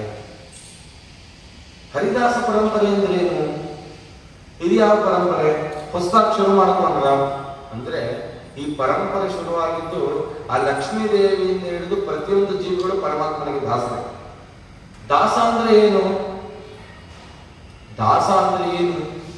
ನಾವೆಲ್ಲ ಪ್ರಬಲ ಹೇಳ್ತೀವಿ, ನಮ್ಮ ಹೆಸರು ಹೇಳಿ ಶರ್ಮೋ ಅಹಂಭವಾದ ಅಂತ ಹೇಳಿ. ಶರ್ಮ ಅಂದ್ರೆ ಯಾರು? ಬ್ರಾಹ್ಮಣರನ್ನ ಶರ್ಮ ಅಂತ ಕರೀತಾರೆ, ಕ್ಷತ್ರಿಯರನ್ನ ವರ್ಮ ಅಂತ ಕರೀತಾರೆ, ವೈಶ್ಯರನ್ನ ಗುಪ್ತ ಅಂತ ಕರೀತಾರೆ, ಶೂದ್ರನನ್ನ ದಾಸ ಅಂತ ಕರೀತಾರೆ. ಈಗ ಹನುಮಂತ ದೇವರನ್ನ ರಾವಣ ಕೇಳದ, ಯಾರ ನೀನು ಕಪಿ? ನನ್ನೇ ಕಪಿ ಅಂತ್ಯ? ನಾನು ಅಂಜನೆಯ ಮಗ ಅಂತ ಹೇಳ್ಕೋಬೋದಿತ್ತು ಅಲ್ವಾ? ನಾನು ವಾಯುದೇವರ ಪ್ರಥಮಾವತಾರ ಅಂತ ಹೇಳ್ಬೋದಿತ್ತು. ನಾನು ಬಲಿಷ್ಠನಾದವನು, ಏನು ಹೇಳಿಲ್ಲ. ದಾಸೋಹಂ ಕೌಸಲೇಂದ್ರಸ್ಯ, ಕೌಸಲ್ಯ ಮಗನಾದ ರಾಮನ ದಾಸ. ದಾಸ ಪದ ಪ್ರಯೋಗ ಏನಕ್ಕೆ ಮಾಡಿದ್ರು ಅಂದ್ರೆ ಪರಮಾತ್ಮನ ಮುಂದೆ ನಾವ್ ಯಾರು ಪಂಡಿತರಲ್ಲ, ನಾವ್ ಯಾರು ಶ್ರೀಮಂತರಲ್ಲ, ನಾವು ಪರಮಾತ್ಮನ ಮುಂದೆ ಏನು ಅಲ್ಲ. ಅದಕ್ಕೆ ಹನುಮಂತ ದೇವರು ಚಿಂತನೆ ತಂದ್ಬಿಟ್ರು, ಏನು? ಸರ್ವೋತ್ತಮನಾದ ಪರಮಾತ್ಮನೇ ಈಶ, ಅವನನ್ನು ಬಿಟ್ಟಿನ್ನೆಲ್ಲರೂ ದಾಸರೇ. ಅದಕ್ಕೆ ದಾಸ ಈಶ ಭಾವನೆ ಇದೇ ದ್ವೈತ ಸಿದ್ಧಾಂತ. ಪರಮಾತ್ಮ ಈಶ, ನಾನು ದಾಸ ಅನ್ನೋದೇ. ಪರಮಾತ್ಮನ ಮುಂದೆ ನಾನು ಒಂದೇ ಅನ್ನೋದೇನು ಅಲ್ವಾ? ಅದು ತಪ್ಪು. ವಾಯುದೇವರನ್ನು ತೋರಿಸ್ಕೊಟ್ರು. ಆ ವಾಯುದೇವರು ಮುಂದೆ ಭೀಮಸೇನ ದೇವರಾದರು ಶ್ರೀಮನ್ ಮಧ್ವಾಚಾರ್ಯರಾಗಿ ಅವತಾರ ಮಾಡಿದ್ರು. ಮಧ್ವಾಚಾರ್ಯರು ದ್ವಾದಶ ಸ್ತೋತ್ರವನ್ನು ಮಾಡಿದ್ರಲ್ಲ, ಆಗ ಈ ದಾಸ ಸಾಹಿತ್ಯದ ಒಂದು ಬೀಜವನ್ನು ಬಿತ್ತಿದ್ರು. ದಾಸ ಸಾಹಿತ್ಯ ಅಂದ್ರೆ ಏನು? ನಿಮ್ಗೆಲ್ಲ ಭಾಗ್ಯದ ಲಕ್ಷ್ಮೀದಾರಮ ಹಾಡು ಬರುತ್ತೆ, ಅದಕ್ಕೆ ಅದು ಉದಾಹರಣೆ ಕೊಡ್ತೀನಿ. ಹೆಜ್ಜೆಯ ಮೇಲೆ ಹೆಜ್ಜೆಯ ನಿಕ್ಕುತ್ತ, ಎರಡನೇ ಅಕ್ಷರ ಯಾವುದು? ಹೆಜ್ಜೆ, ಜ ಅಲ್ವಾ? ಹೆಜ್ಜೆಯ ಮೇಲೆ ಹೆಜ್ಜೆ ನಿಕ್ಕುತ್ತ ಗೆಜ್ಜೆಯ ಕಾಲಿನ ನಾದವ ತುಳುತ. ಎರಡನೇ ಸಾಲಿನ ಎರಡನೇ ಅಕ್ಷರ ಏನು? ಜ. ಗೆಜ್ಜೆಯ ಕಾಲಿನ ಸಜ್ಜನ ಸಾಧು ಪೂಜೆ ವೇಳೆಗೆ. ಇಲ್ಲಿ ಮೂರನೇ ಸಾಲಿನ ಎರಡನೇ ಅಕ್ಷರ ಯಾವುದು? ಸಜ್ಜನ. ಜ. ಸಾಧು ಪೂಜೆ ಮಜ್ಜಿಗೆಯೊಳಗಿನ ಬೆಣ್ಣೆ ಅಂತ. ಇಲ್ಲಿ ಎರಡನೇ ಅಕ್ಷರ ಯಾವುದು? ಜ. ಹರಿದಾಸ ಸಾಹಿತ್ಯದ ಚಂದ ಸೇರಿದೆ ಅಂತಂದ್ರೆ ಯತಿಪ್ರಾಸ. ಯಾವುದೇ ಒಂದು ಪದ್ಯವನ್ನು ತಗೊಂಡ್ರೆ ಎರಡನೇ ಅಕ್ಷರ ಒಂದೇ ಇರುತ್ತೆ. ನೀವು ನೋಡಿ, ಇವತ್ತು ಮನೆಗೆ ಹೋಗಿ ನಿಮ್ಮ ಮನೇಲಿ ದಾಸ ಸಾಹಿತ್ಯ ಪುಸ್ತಕ ಯಾವ್ದಾದ್ರು ಹಾಡಿನ ಪುಸ್ತಕ ಇದೆ ತೆಗೆದು ನೋಡಿ, ಎಲ್ಲ ಎರಡನೇ ಅಕ್ಷರಗಳು ಒಂದೇ ಇರಬೇಕು. ಆ ಪದ್ಯದ ಸಾಲಿನ ಮೊದಲನೇ ಅಕ್ಷರ ಯಾವ್ದು ಇಟ್ಟಿರ್ತಾರೋ ಆ ಪದ್ಯಕ್ಕೆ ಅದೇ ಅಕ್ಷರ ಇರಬೇಕು. ಇದು ನಾವು ಕೂತ್ಕೊಂಡು ಬರೆದ್ರೆ ಬರಲ್ಲ. ಅಂತಂದವ್ರು ಏನೂ ಮಾಡಿದವರ ಬಾಯಲ್ಲಿ ಆ 4,75,000 ಆಡ್ಬೇಕು ಅಂದ್ರೆ ಅವ್ರು ಯಾವ ಯೂನಿವರ್ಸಿಟಿಲಿ ಓದಿದ್ರು? ಎಲ್ಲಾದ್ರೂ PhD ಮಾಡಿದ್ರ ಅಲ್ವಾ? ಅಂತ ಜ್ಞಾನವನ್ನು ಪರಮಾತ್ಮ ಕೊಟ್ಟ. ಹಾಗೆ ಆ ಮಧ್ವಾಚಾರ್ಯರು ಈ ಒಂದು ಶಾಸ್ತ್ರವನ್ನು ಚೌಕಟ್ಟನ್ನು ಹಾಕೊಟ್ರು. ದ್ವಿತೀಯ ಪ್ರಾಸ, ಯತಿಪ್ರಾಸ ಅಂತ ಕರ್ತಾರೆ. ಎರಡನೇ ಅಕ್ಷರ ಯಾವ್ದಿದೆ ಅದೊಂದೇ ಇರಬೇಕು. ಎಲ್ಲಿ ಹೇಳಿದ್ರು ಮಧ್ವಾಚಾರ್ಯರು ಕೆಲಸ ಮತ ಕೊಟ್ಟರು ಅಂದ್ರೆ ದ್ವಾದಶಾಸ್ತೋತ್ರದಲ್ಲಿ. ವಂದಿತಾ, ನೀವೇ ಚಿಂತನೆ ಮಾಡ್ರಿ ಯಾವ್ದು ಎರಡನೇ ಅಕ್ಷರ? ಒಂದ. ವಂದಿತಾ ಶೇಷ ವಂದ್ಯೋರ ವೃಂದಾರಕಂ ಚಂದ ದ. ಚಂದನ ಚರ್ಚಿತೋ ದಾರಪೀನಾಂಸಕಂ ಇಂದಿರಾ ಇಂದ. ಇಂದಿರಾ ಚಂಚಲ ಪಾಂಡನೀರಾಜಿತಂ ಮಂದ ದ. ಮಂದರೋ ದಾರಿವೃತ್ಯೋಜಾಗೋಗಿನಂ ಪ್ರೀಣಯಾಮೋ ವಾಸುದೇವಂ ದೇವತಾ ಮಂಡಲ ಖಂಡಮಂಡಲಂ ಪ್ರೀಣಯಾಮೋ ವಾಸುದೇವಂ. ಶ್ರೀಮದ್ ಆಚಾರ್ಯ ಸಂಪ್ರದಾಯ ಹಾಕೊಂಡು ಸರಿ, ಅವ್ರು ಮಾಡಿದ ಸಂಸ್ಕೃತದಲ್ಲಿ ಕನ್ನಡದಲ್ಲಿ ಯಾಕೆ ಬಂತು ಅಂತ ಪ್ರಶ್ನೆ. ಶ್ರೀಮದ್ ಆಚಾರ್ಯರು ವಿಷ್ಣು ತತ್ವ ನಿರ್ಣಯದಲ್ಲಿ ಹೇಳಿದರು, ವೇದಕ್ಕೆ ಅನುಗುಣವಾಗಿ, ಶಾಸ್ತ್ರಕ್ಕೆ ಪುರಾಣಕ್ಕೆ ಅನುಗುಣವಾಗಿ ಯಾವ ಭಾಷೆಯಲ್ಲಿ ಬೇಕಾದ್ರೂ ಪರಮಾತ್ಮನನ್ನು ಸ್ತುತಿ ಮಾಡಿ. ಬೇರೆಯವರು ಪ್ರಶ್ನೆ ಮಾಡಿದ್ರು, ಹೇಗೆ ಸ್ವಾಮಿ ಸಂಸ್ಕೃತದಲ್ಲಿ ಮಾತ್ರ ಸ್ತುತಿ ಮಾಡಬೇಕು, ಬೇರೆ ಭಾಷೆಯಲ್ಲಿ ಸ್ತುತಿ ಮಾಡಲ್ಲ? ಶ್ರೀಮದ್ ಆಚಾರ್ಯ ಅಂದ್ರು, ದೇವರು ಭಾಷೆ ಒಲಿತಾನೋ ಭಾವಕ್ಕೆ ಒಲಿತಾನೋ? ವಿಜಯದಾಸರು ಉತ್ತರ ಕೊಟ್ಟರು, ಭಾವಕ್ಕೆ ಒಲಿಯುವ ವಿಜಯ ವಿಠಲ, ಭಾಷೆಗೆ ಒಲಿತಾನ? ಆದ್ರೆ ಭಾಷೆಗೆ ಒಲಿಯುವನಾಗಿದ್ದರೆ ನಮ್ಮ ಯಾರು ನಮ್ಗೆ ಒಲಿತಾನೆ ಇರ್ಲಿಲ್ಲ ಅಲ್ವಾ? ಯಾಕೆ ನಮಗೆ ಸಂಸ್ಕೃತವೇ ಬರಲ್ಲ, ಕನ್ನಡವೇ ಬರಲ್ಲ ಅಲ್ವಾ? ಹೀಗಿರುವ ನಾವು ಯಾವಾಗ ಪರಮಾತ್ಮ ಶ್ರೀಮದ್ ಆಚಾರ್ಯ ಮಾಡುವ ಉಪಕಾರ ಇದೆ, ದೊಡ್ಡವರು ಮಾಡುವ ಉಪಕಾರ ಇದೆಯಲ್ಲ, ನಮ್ಮ ಜನ್ಮಕ್ಕೆ ತೀರ್ಸಕ್ಕಾಗಲ್ಲ. ಸರಿ, ಆ ಮಧ್ವಾಚಾರ್ಯದನ್ನು ಹಾಕೊಟ್ರು. ಮುಂದುವರ್ಸೋರು ಯಾರು? ಮಧ್ವಾಚಾರ್ಯ ಬದರಿ ಯಾತ್ರೆ ಮಾಡೋರು. ಬದರಿ ಯಾತ್ರೆ ಮುಗಿಸಿ ಪುರುಷೋತ್ತಮ ಕ್ಷೇತ್ರಕ್ಕೆ ಬಂದರು, ಪುರಿ ಜಗನ್ನಾಥ. ಪುರಿ ಜಗನ್ನಾಥದಲ್ಲಿ ದೊಡ್ಡ ದೊಡ್ಡ ವಿದ್ವಾಂಸರು. ಶಂಕರಾಚಾರ್ಯರು 4 ರಾಮಾಯಣ ಪೀಠ ಮಾಡಿದ್ದಾರೆ. ದಕ್ಷಿಣದಲ್ಲಿ ಶೃಂಗೇರಿ, ಪೂರ್ವದಲ್ಲಿ ದ್ವಾರಕ, ಉತ್ತರದಲ್ಲಿ ಈ ಜೋಶಿ ಮಠ ಅಂತಿದೆಯಲ್ಲ ಬದರಿಗೆ ಹೋಗುವಾಗ ಆ ಜೋಶಿ ಮಠ, ಈ ಕಡೆ ಪೂರ್ವದಲ್ಲಿ ಈ ಪುರಿ ಜಗನ್ನಾಥದಲ್ಲಿ ಗೋವರ್ಧನ ಮಠ ಅಂತ 4 ಮಠ. ಆ ಗೋವರ್ಧನ ಮಠ ಅದ್ವೈತ ಸಿದ್ಧಾಂತದ ಮುಖವಾಣಿ ಆಗಿತ್ತು ಒಂದು ಕಾಲಕ್ಕೆ. ಅವರು ಒಂದು ಶಾಸನ ಹಾಕಿದ್ರು, ಬೋರ್ಡ್ ಹಾಕಿದ್ರು, ಯಾರ ಸಾಮರ್ಥ್ಯ ಇದೆ, ನಿಮ್ಗೆ ಯಾವುದೇ ಮತ ಆಗಿರಲಿ, ನಮ್ಮ ಜೊತೆ ಬಂದು ನೀವು ಗೆದ್ರೆ ನಿಮಗೆ ಅರ್ಧ ರಾಜ್ಯ ಕೊಡ್ತೀವಿ. ಶ್ರೀಮದ್ ಆಚಾರ್ಯ ಹೇಳಿದ್ರು, ಓಪನ್ ಇನ್ವಿಟೇಷನ್, ನಾನು ಹೋಗ್ಲೇಬೇಕು ಅಂತ ಹೋದ್ರು. ವಾದ ಮಾಡಿದ್ರು, 17 ದಿನ ವಾದ ಆಯಿತು. ಆ ವಾದದಲ್ಲಿ ವಾದ ಮಾಡಿದಂತ ಅದ್ವೈತ ಮುಖವಾಣಿ ಅಂತಿದ್ದ ಶಾಸ್ತ್ರಿಗಳು ಅವರೇ ನರಹರಿತಿರ್ತಾರೆ. ಅವ್ರು ಒಪ್ಕೊಂಡ್ಬಿಟ್ರಂತೆ, ಮಧ್ವಾಚಾರ್ಯ ನಿಮ್ಮ ವಾಕ್ಯ ಸತ್ಯ ಇದೆ, ನಾನು ಇಷ್ಟು ದಿನ ಮಾಡ್ತಿದ್ದು ಯಾವುದು ಸತ್ಯ ಇಲ್ಲ, ನಿಮ್ಮ ಮತ ಒಪ್ತೀನಿ, ನಾ ಸೋತ್ರ ಸನ್ಯಾಸ ಹೇಳ್ತೀನಿ, ನೀವು ಸೋತ್ರ ನನ್ನ ಶಿಷ್ಯನಾಗಬೇಕು ಅಂತ ಹೇಳಿದ್ರು. ಒಪ್ಪಂದ ಆಗಿತ್ತು. ಸೋತಿ ಅವರು ನರಹರಿ ತೀರ್ಥರಾದರು. ಅವರು ನರಹರಿ ತೀರ್ಥರಾಗೋ ಕಾಲಕ್ಕೆ ಅವ್ರ ವಯಸ್ಸೆಷ್ಟು? 40 ರಿಂದ 50 ವರ್ಷ. ಒಬ್ಬ ಮನುಷ್ಯನ ಮಧ್ಯ ವಯಸ್ಸು, 100 ವರ್ಷ ಬದುಕ್ತಾನೆ, 80 ವರ್ಷ ಬದುಕ್ತಾನೆ, 40 ರಿಂದ 50 ಮಧ್ಯ ವಯಸ್ಸು.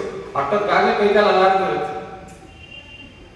ಹೀಗಿರೋ ಕಾಲ, ಆ 50ನೇ ವಯಸ್ಸಿಗೆ ಆ ನರಹರಿ ತೀರ್ಥರು ಉಡುಪಿಗೆ ಬಂದು ಕನ್ನಡವನ್ನು ಕಲಿತು ಕನ್ನಡದಲ್ಲಿ ದೇವರ ನಾಮ ರಚನೆ ಮಾಡಿದ್ದಾರೆ. ಅಂದ್ರೆ ಕನ್ನಡ ರಾಜ್ಯೋತ್ಸವ ಗೊತ್ತಲ್ಲ, ಯಾರಿಗೆ ನಾವು ಹಾಗಾಗಿ ಮಂಗಳಾರತಿ ಮಾಡಬೇಕು?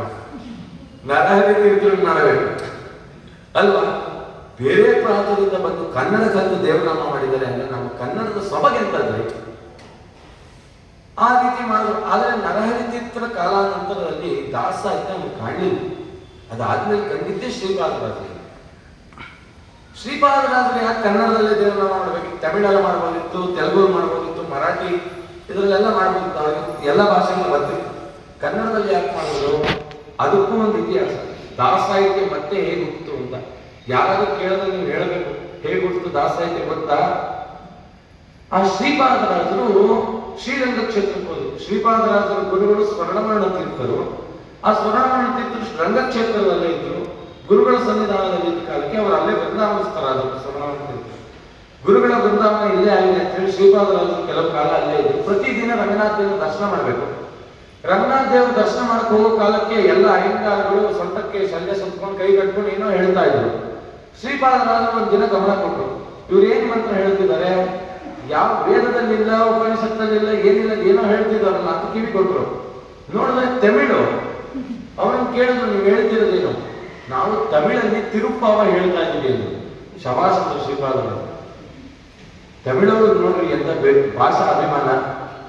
ನಾ ಯಾವಾಗಲೂ ಹೇಳ್ತಿರ್ತೀನಿ, ಇಬ್ರು ತಮಿಳವ್ರು ಸೇರಿದ್ರೆ ತಮಿಳಲ್ಲಿ ಮಾತಾಡ್ತಾರೆ ನೋಡಿ ಅಲ್ವಾ? ಇಬ್ರು ತೆಲುಗವ್ರು ಸೇರಿದ್ರೆ ತೆಲುಗಲ್ಲಿ ಮಾತಾಡ್ತಾರೆ. ಇಬ್ರು ನಾರ್ತ್ ಇಂಡಿಯನ್ಸ್ ಹಿಂದಿಯವ್ರು ಸೇರಿದ್ರೆ ಹಿಂದಿಲಿ ಮಾತಾಡ್ತಾರೆ. ಇಬ್ರು ಕನ್ನಡದವ್ರು ಸೇರಿದ್ರೆ ಇಂಗ್ಲೀಷಲ್ಲಿ ಮಾತಾಡ್ತಾರೆ. ಇದು ನಮ್ಮ ಪರಿಸ್ಥಿತಿ. ಇದು ನಾವು ಮಾಡೋ ಕನ್ನಡ ರಾಜ್ಯೋತ್ಸವ. ಈ ರೀತಿ ನಮ್ಮ ಪರಿಸ್ಥಿತಿ. ಹಾಗಾಗಿ ಶ್ರೀಪಾದರಾಜ ಚಿಂತನೆ ಮಾಡೋದು, ನಮ್ಗೆ ನಮ್ಮ ಭಾಷೆ ಮೇಲೆ ನಮಗೆ ಗೌರವ ಇರಬೇಕು. ನಾನು ನಮ್ಮ ಭಾಷೆಯಲ್ಲಿ ದೇವರ ನಾಮವನ್ನು ಮಾಡ್ತೀನಿ. ಯಾಕಂದ್ರೆ ಇದಕ್ಕೆ ಶ್ರೀಮದಾಚಾರ್ಯರ ಸಮ್ಮತ ಇದೆ. ನರಹರಿ ತೀರ್ಥರು ಮಾಡಿದ್ದಾರೆ ಅಂದ್ರೆ ಮಧ್ವಾಚಾರ್ಯ ಒಪ್ಪಿದ್ದಾರೆ ಅಂತ ಹೇಳಿ ಆ ಕಾಲಕ್ಕೆ ದೇವರ ಪೂಜೆ ಮಾಡೋ ಕಾಲಕ್ಕೆ ಶಿರೋಮುಷ್ಟಕವನ್ನು ಕಟ್ಟಿರುವಾಗಲೇ ದೇವರ ನಾಮ ಮಾಡೋದು. ದೇವರನ್ನು ಕಾಣ್ತಾ ಹೋಗು ಹೋಗೋಣ ಬಾರಂಗ ಜಾಹ್ನವಿಯ ತೀರವಂತೆ ಜನಕರಾಜನ ಕುವರಿಯಂತೆ ಜಾನಕಿಯ ವಿವಾಹವಂತೆ ಜಾಣ ನೀನು ಬರಬೇಕಂತೆ ಹೋಗು ಹೋಗೋಣ. ಪರಮಾತ್ಮನ ಕೈ ಹಿಡ್ಕೊಂಡು ವಾಕಿಂಗ್ ಮಾಡುವಂಥವ್ರು ಶ್ರೀಪಾದರಾಜರು. ನಾವು ದೇವರ ಜೊತೆ ಕೂತ್ಕೊತೀವಿ, ನಮಸ್ಕಾರ ಮಾಡ್ತೀವಿ, ಪ್ರದಕ್ಷಿಣೆ ಹಾಕ್ತೀವಿ. ಸ್ವಾಮಿ ನೀನ್ ಪ್ರದಕ್ಷಿಣೆ ಆಗ್ತಾ ಇದೀನಿ, ನನ್ನ ಕೈ ಹಿಡಿದು ಪ್ರದಕ್ಷಿಣೆ ಹಾಕ್ಸೋ ಅಂತ ಹೇಳ್ತೀವ? ಬರ್ಲೇ ಇಲ್ಲ. ಶ್ರೀಪಾದರಾಜರು ಅದನ್ನು ಮಾಡಿ ತೋರಿಸಿದ್ರು. ಶ್ರೀಪಾದರಾಜರು ಮಾಡಿದ್ರು. ಅವ್ರಿಗೆ ಅನ್ನಿಸ್ತು ಇದು ಏನಕ್ಕೆ ಮಾಡ್ತಾ ಇದ್ದೀವಿ ಅಂತಂದ್ರೆ, ಸಾಮಾನ್ಯ ಜನರಿಗೆ ವೇದ ಉಪನಿಷತ್ ಸಾರ ಸಿಗ್ತಾ ಇಲ್ಲ. ಹೇಗೆ ಒಂದು ಕಬ್ಬಿನ ಜಲ್ಲೆಯನ್ನು ಕೊಟ್ರೆ ಹಲ್ಲಿರೋನು ಕೂಡ ಇವತ್ತು ತಿಂತಾ ಇಲ್ಲ ಅಲ್ವಾ? ಆದ್ರೆ ಹಿಂದೆ ನಾನು ಬಾಲ್ಯದಲ್ಲಿರುವಾಗ ಹೇಳೋರು ಹಲ್ಲು ಗಟ್ಟಿ ಆಗುತ್ತೆ ತಿನ್ನು ಅಂತ. ಇವತ್ತು ತಿಂದ್ರೆ ಹಲ್ಲು ಮುರಿಯುತ್ತೆ, ಯಾಕಂದ್ರೆ ತಿಂದಿಲ್ಲವಲ್ಲ ಚಿಕ್ಕ ವಯಸ್ಸಲ್ಲಿ. ಹಾಗಾಗಿ ಅದಕ್ಕೆ ನಾವೇನ್ ಮಾಡ್ತೀವಿ, ಆ ಕಬ್ಬು ನಮ್ಗೆ ಬೇಕು. ಒಂದು ಯಂತ್ರಕ್ಕಾಗಿ ಅದರ ರಸವನ್ನ ಹಿಂಡಾಗಿ ಕುಡಿತೀವಲ್ಲ, ಹಾಗೆ ಕಬ್ಬಿನ ಜಲ್ಲೆ ಅಂತ ಇರ್ತಕ್ಕಂಥ ಆ ವೇದ ಉಪನಿಷತ್ಗಳನ್ನ ಹಾಲಿನಂತೆ ಹಿಂಡಿ ಕೊಟ್ಟರು ಶ್ರೀಪಾದರಾಜರು. ಅದೇ ಹರಿದಾಸ ಸಾಹಿತ್ಯ. ಅದನ್ನ ನಮ್ಗೆ ಕೈ ಕೊಟ್ಟರು. ಶ್ರೀಪಾದರಾಜರು ಚಿಂತನೆ ಮಾಡಿದ್ರು, ನಾನು ಮಾಡಿದೆ, ನನಗೆ ಇದು ಮುಗಿಬಾರದು, ಇದು ಮುಂದುವರಿಬೇಕು, ಗಂಗೆಯಂತೆ ನಿರಂತರವಾಗಿ ಹರಿಬೇಕು ಅಂತ ಹೇಳಿ ವ್ಯಾಸರಾಜರನ್ನು ಕರೆಸಿ, ನಾವು ರಂಗವಿಠಲಾಂಕಿತದಲ್ಲಿ ದೇವರನಾಮಗಳನ್ನು ಮಾಡಿದ್ದೀವಿ, ನೀವು ಕೃಷ್ಣಾಂಕಿತದಲ್ಲಿ ದೇವರನಾಮಗಳನ್ನು ಮಾಡಿ. ಸರಿ, ವ್ಯಾಸರಾಜ ಕೃಷ್ಣಾಂಕಿತದಲ್ಲಿ ದೇವರನಾಮ ಮಾಡಿದ್ರು. ವ್ಯಾಸರಾಜರನ್ನ ಕರೆದು ಒಮ್ಮೆ ಹೇಳಿದ್ರು ಶ್ರೀಪಾದರಾಜರು, ನಾನು ಸ್ವಾಮಿಗಳು, ನಾವು ಸನ್ಯಾಸಿಗಳು, ನಾನು ಮಾಡಿದೆ, ನೀವು ನಮ್ಮ ಶಿಷ್ಯರು, ನೀವು ಸನ್ಯಾಸಿಗಳು, ನೆಕ್ಸ್ಟ್ ನಿಮ್ಮ ಶಿಷ್ಯರು ಸನ್ಯಾಸಿಗಳು ಮಾಡಿಬಿಟ್ರೆ ಸಾಮಾನ್ಯ ಜನರಿಗೆ ತಲುಪೋದಿಗೆ ನೀವೇನ್ ಮಾಡಿ ಅಂದ್ರೆ, ವರ್ಣ ಇವನ್ ಯಾವ ವರ್ಣದವನು ಅಂತ ನೋಡ್ಬಿಡಿ, ಇವನ್ ಯಾವ ಆಶ್ರಮದವನು ಅಂತ ನೋಡ್ಬಿಡಿ. ವರ್ಣ ಆಶ್ರಮಗಳ ಭೇದವಿಲ್ಲದೆ ಪ್ರತಿಯೊಬ್ಬನು ಹರಿದಾಸನಾಗಬೇಕು. ನೀವು ಹರಿದಾಸ ದೀಕ್ಷೆಯನ್ನು ಕೊಟ್ಟು ಮನೆ ಮನೆಗಳಲ್ಲಿ ಪರಮಾತ್ಮನ ಸ್ತುತಿ ಮಾಡೋ ಹಾಗೆ ಮಾಡಬೇಕು ಅಂತ ವ್ಯಾಸರಾಜರು ಆಜ್ಞೆ ಮಾಡಿದ್ರು. ವ್ಯಾಸರಾಜರು ಅದರಂತೆ ಕನಕದಾಸರು, ವೈಕುಂಠದಾಸರು, ಪುರಂದರದಾಸರು ಮೊದಲಾದವರಿಗೆ ಅಂಕಿತಗಳನ್ನು ಕೊಟ್ಟು ಎಲ್ಲ ಕಡೆಯಲ್ಲೂ ಹರಿದಾಸ ಸಾಹಿತ್ಯದ ಪ್ರಚಾರ ಮಾಡಿದ್ರು. ಆದರೆ ಕೃಷ್ಣದೇವರಾಯನ ಪತನವಾಯಿತು. ಕೃಷ್ಣದೇವರಾಯನ ಪತನ ಆದಮೇಲೆ ಎಲ್ಲ ಚಿಂದಿ ಆಗುತ್ತೆ. ಆ ವಿಜಯನಗರ ಸಾಮ್ರಾಜ್ಯದಲ್ಲಿ ಇದ್ದಂತಹ ಸುವರ್ಣ ಯುಗ ಅದು ಭಸ್ಮಭೂತವಾಯಿತು. ಆಗ ಎಷ್ಟೋ ಜನ ಬ್ರಾಹ್ಮಣರು ಕುಂಭಕೋಣವನ್ನು ಆಶ್ರಯ ಮಾಡಿದ್ರು. ಇನ್ನು ಕೆಲವೊಬ್ಬರು ಮಹಾರಾಷ್ಟ್ರ ಮೇಲಿನ ಪ್ರಾಂತಕ್ಕೆ ಹೋದರು. ಆ ಕಾಲಕ್ಕೆ ಎಲ್ಲವೂ ನಾಶವಾಯಿತು. ಸರಿ, ಈ ಪುರಂದರದಾಸನ ನಂತರದಲ್ಲಿ ಆ ಮಧ್ವಪತಿ ಅಂತ ಹೇಳಿದ್ರು. ಆ ಮಧ್ವಪತಿಗಳು ಬೇಲೂರಿಗೆ ಹೋದ್ರು. ಅಲ್ಲಿ ವೈಕುಂಠದಾಸರ ಮೂಲಕ ಎಲ್ಲೋ ಒಂದು ಗುಪ್ತಗಾಮನೆಯಾಗಿ ಹರಿದಾಸ ಸಾಹಿತ್ಯ ಹರಿತಾ ಇತ್ತು. ಅದರಲ್ಲಿ ಯಾರು ಏನು ಎಂತ ಏನು ಇತಿಹಾಸಗಳು ಇಲ್ಲ. ಅದಾದ್ಮೇಲೆ ಹರಿದಾಸ ಸಾಹಿತ್ಯ ಕಂಡಿದ್ದೇ ಕಾಕಣ್ಣಿಕೆ ಮಹಿಪತಿ ದಾಸರು. ಆ ಕಾಕಣ್ಣಿಕೆ ಮಹಿಪತಿ ದಾಸರ ನಂತರದಲ್ಲಿ ಹೆಳವನಕಟ್ಟೆ ಗಿರಿಯಮ್ಮ, ಪ್ರಸನ್ನ ವೆಂಕಟದಾಸರು. ಆದರೆ ಇವರು ಯಾರು ಪರಂಪರೆಯಾಗಿ ಮುಂದೆ ಬರಲಿಲ್ಲ. ಮತ್ತೆ ಪರಂಪರೆಯಾಗಿ ಮುಂದೆ ಬಂದಿದ್ದೆ ಆ ಪುರಂದರದಾಸರ ಮಗನಾದ ಆ ಮಧ್ವಪತಿನೇ ಗುರುಗುರುಷಿಗಳಾಗಿ ವಿಜಯರಾಯರಾಗಿ ಅವತಾರ ಮಾಡ್ತಾರೆ. ಇದು ದಾಸ ಸಾಹಿತ್ಯದ ಹಿನ್ನೆಲೆ. ಆ ಚೀಕಲ ಪರುವಿಗೆ ಇವನು ಬಂದು ಈ ನಾನು ಹುಟ್ಟಿಸಿದ ಈ ಹರಿದಾಸ ಪರಂಪರೆಯನ್ನು ಬೆಳಿಬೇಕು ಅಂತ ಹೇಳಿ ಆ ಶ್ರೀಪಾದರಾಜರು ನೋಡಿ ಎಂತ ಅಪರೋಕ್ಷ ಜ್ಞಾನಿಗಳು ಹಿಂದೇನೆ ಅದನ್ನ ಅರ್ಥ ಅಶ್ವತ್ಥ ವೃಕ್ಷವನ್ನು ತಾವು ನೆಟ್ಟಿದ್ರು. ಅಲ್ಲಿ ಆ ಅಶ್ವತ್ಥ ನರಸಿಂಹನನ್ನು ಪೂಜೆ ಮಾಡಲಿಕ್ಕೆ ಒಬ್ಬ ಬ್ರಾಹ್ಮಣ ಕುಟುಂಬವನ್ನು ನೆಟ್ಟಿ ಅವರಿಗೆ ಕೆಲವಾರು ಎಕರೆ ಜಾಗಗಳನ್ನು ಕೊಟ್ಟು ಅಲ್ಲಿ ಏನು ಬೆಳೀತು ಅದರಿಂದ ನೀವು ಜೀವನ ಮಾಡಬಹುದು ಅಂತ ಹೇಳಿದ್ರು. ಇದೇ ರೀತಿ ಎಷ್ಟೋ ಪರಂಪರೆಗಳ ಬಂದು ಸೀನಪ್ಪ ಮತ್ತು ಕೂಸಮ್ಮ ಅಂತ ಇಬ್ಬರು ದಂಪತಿಗಳು.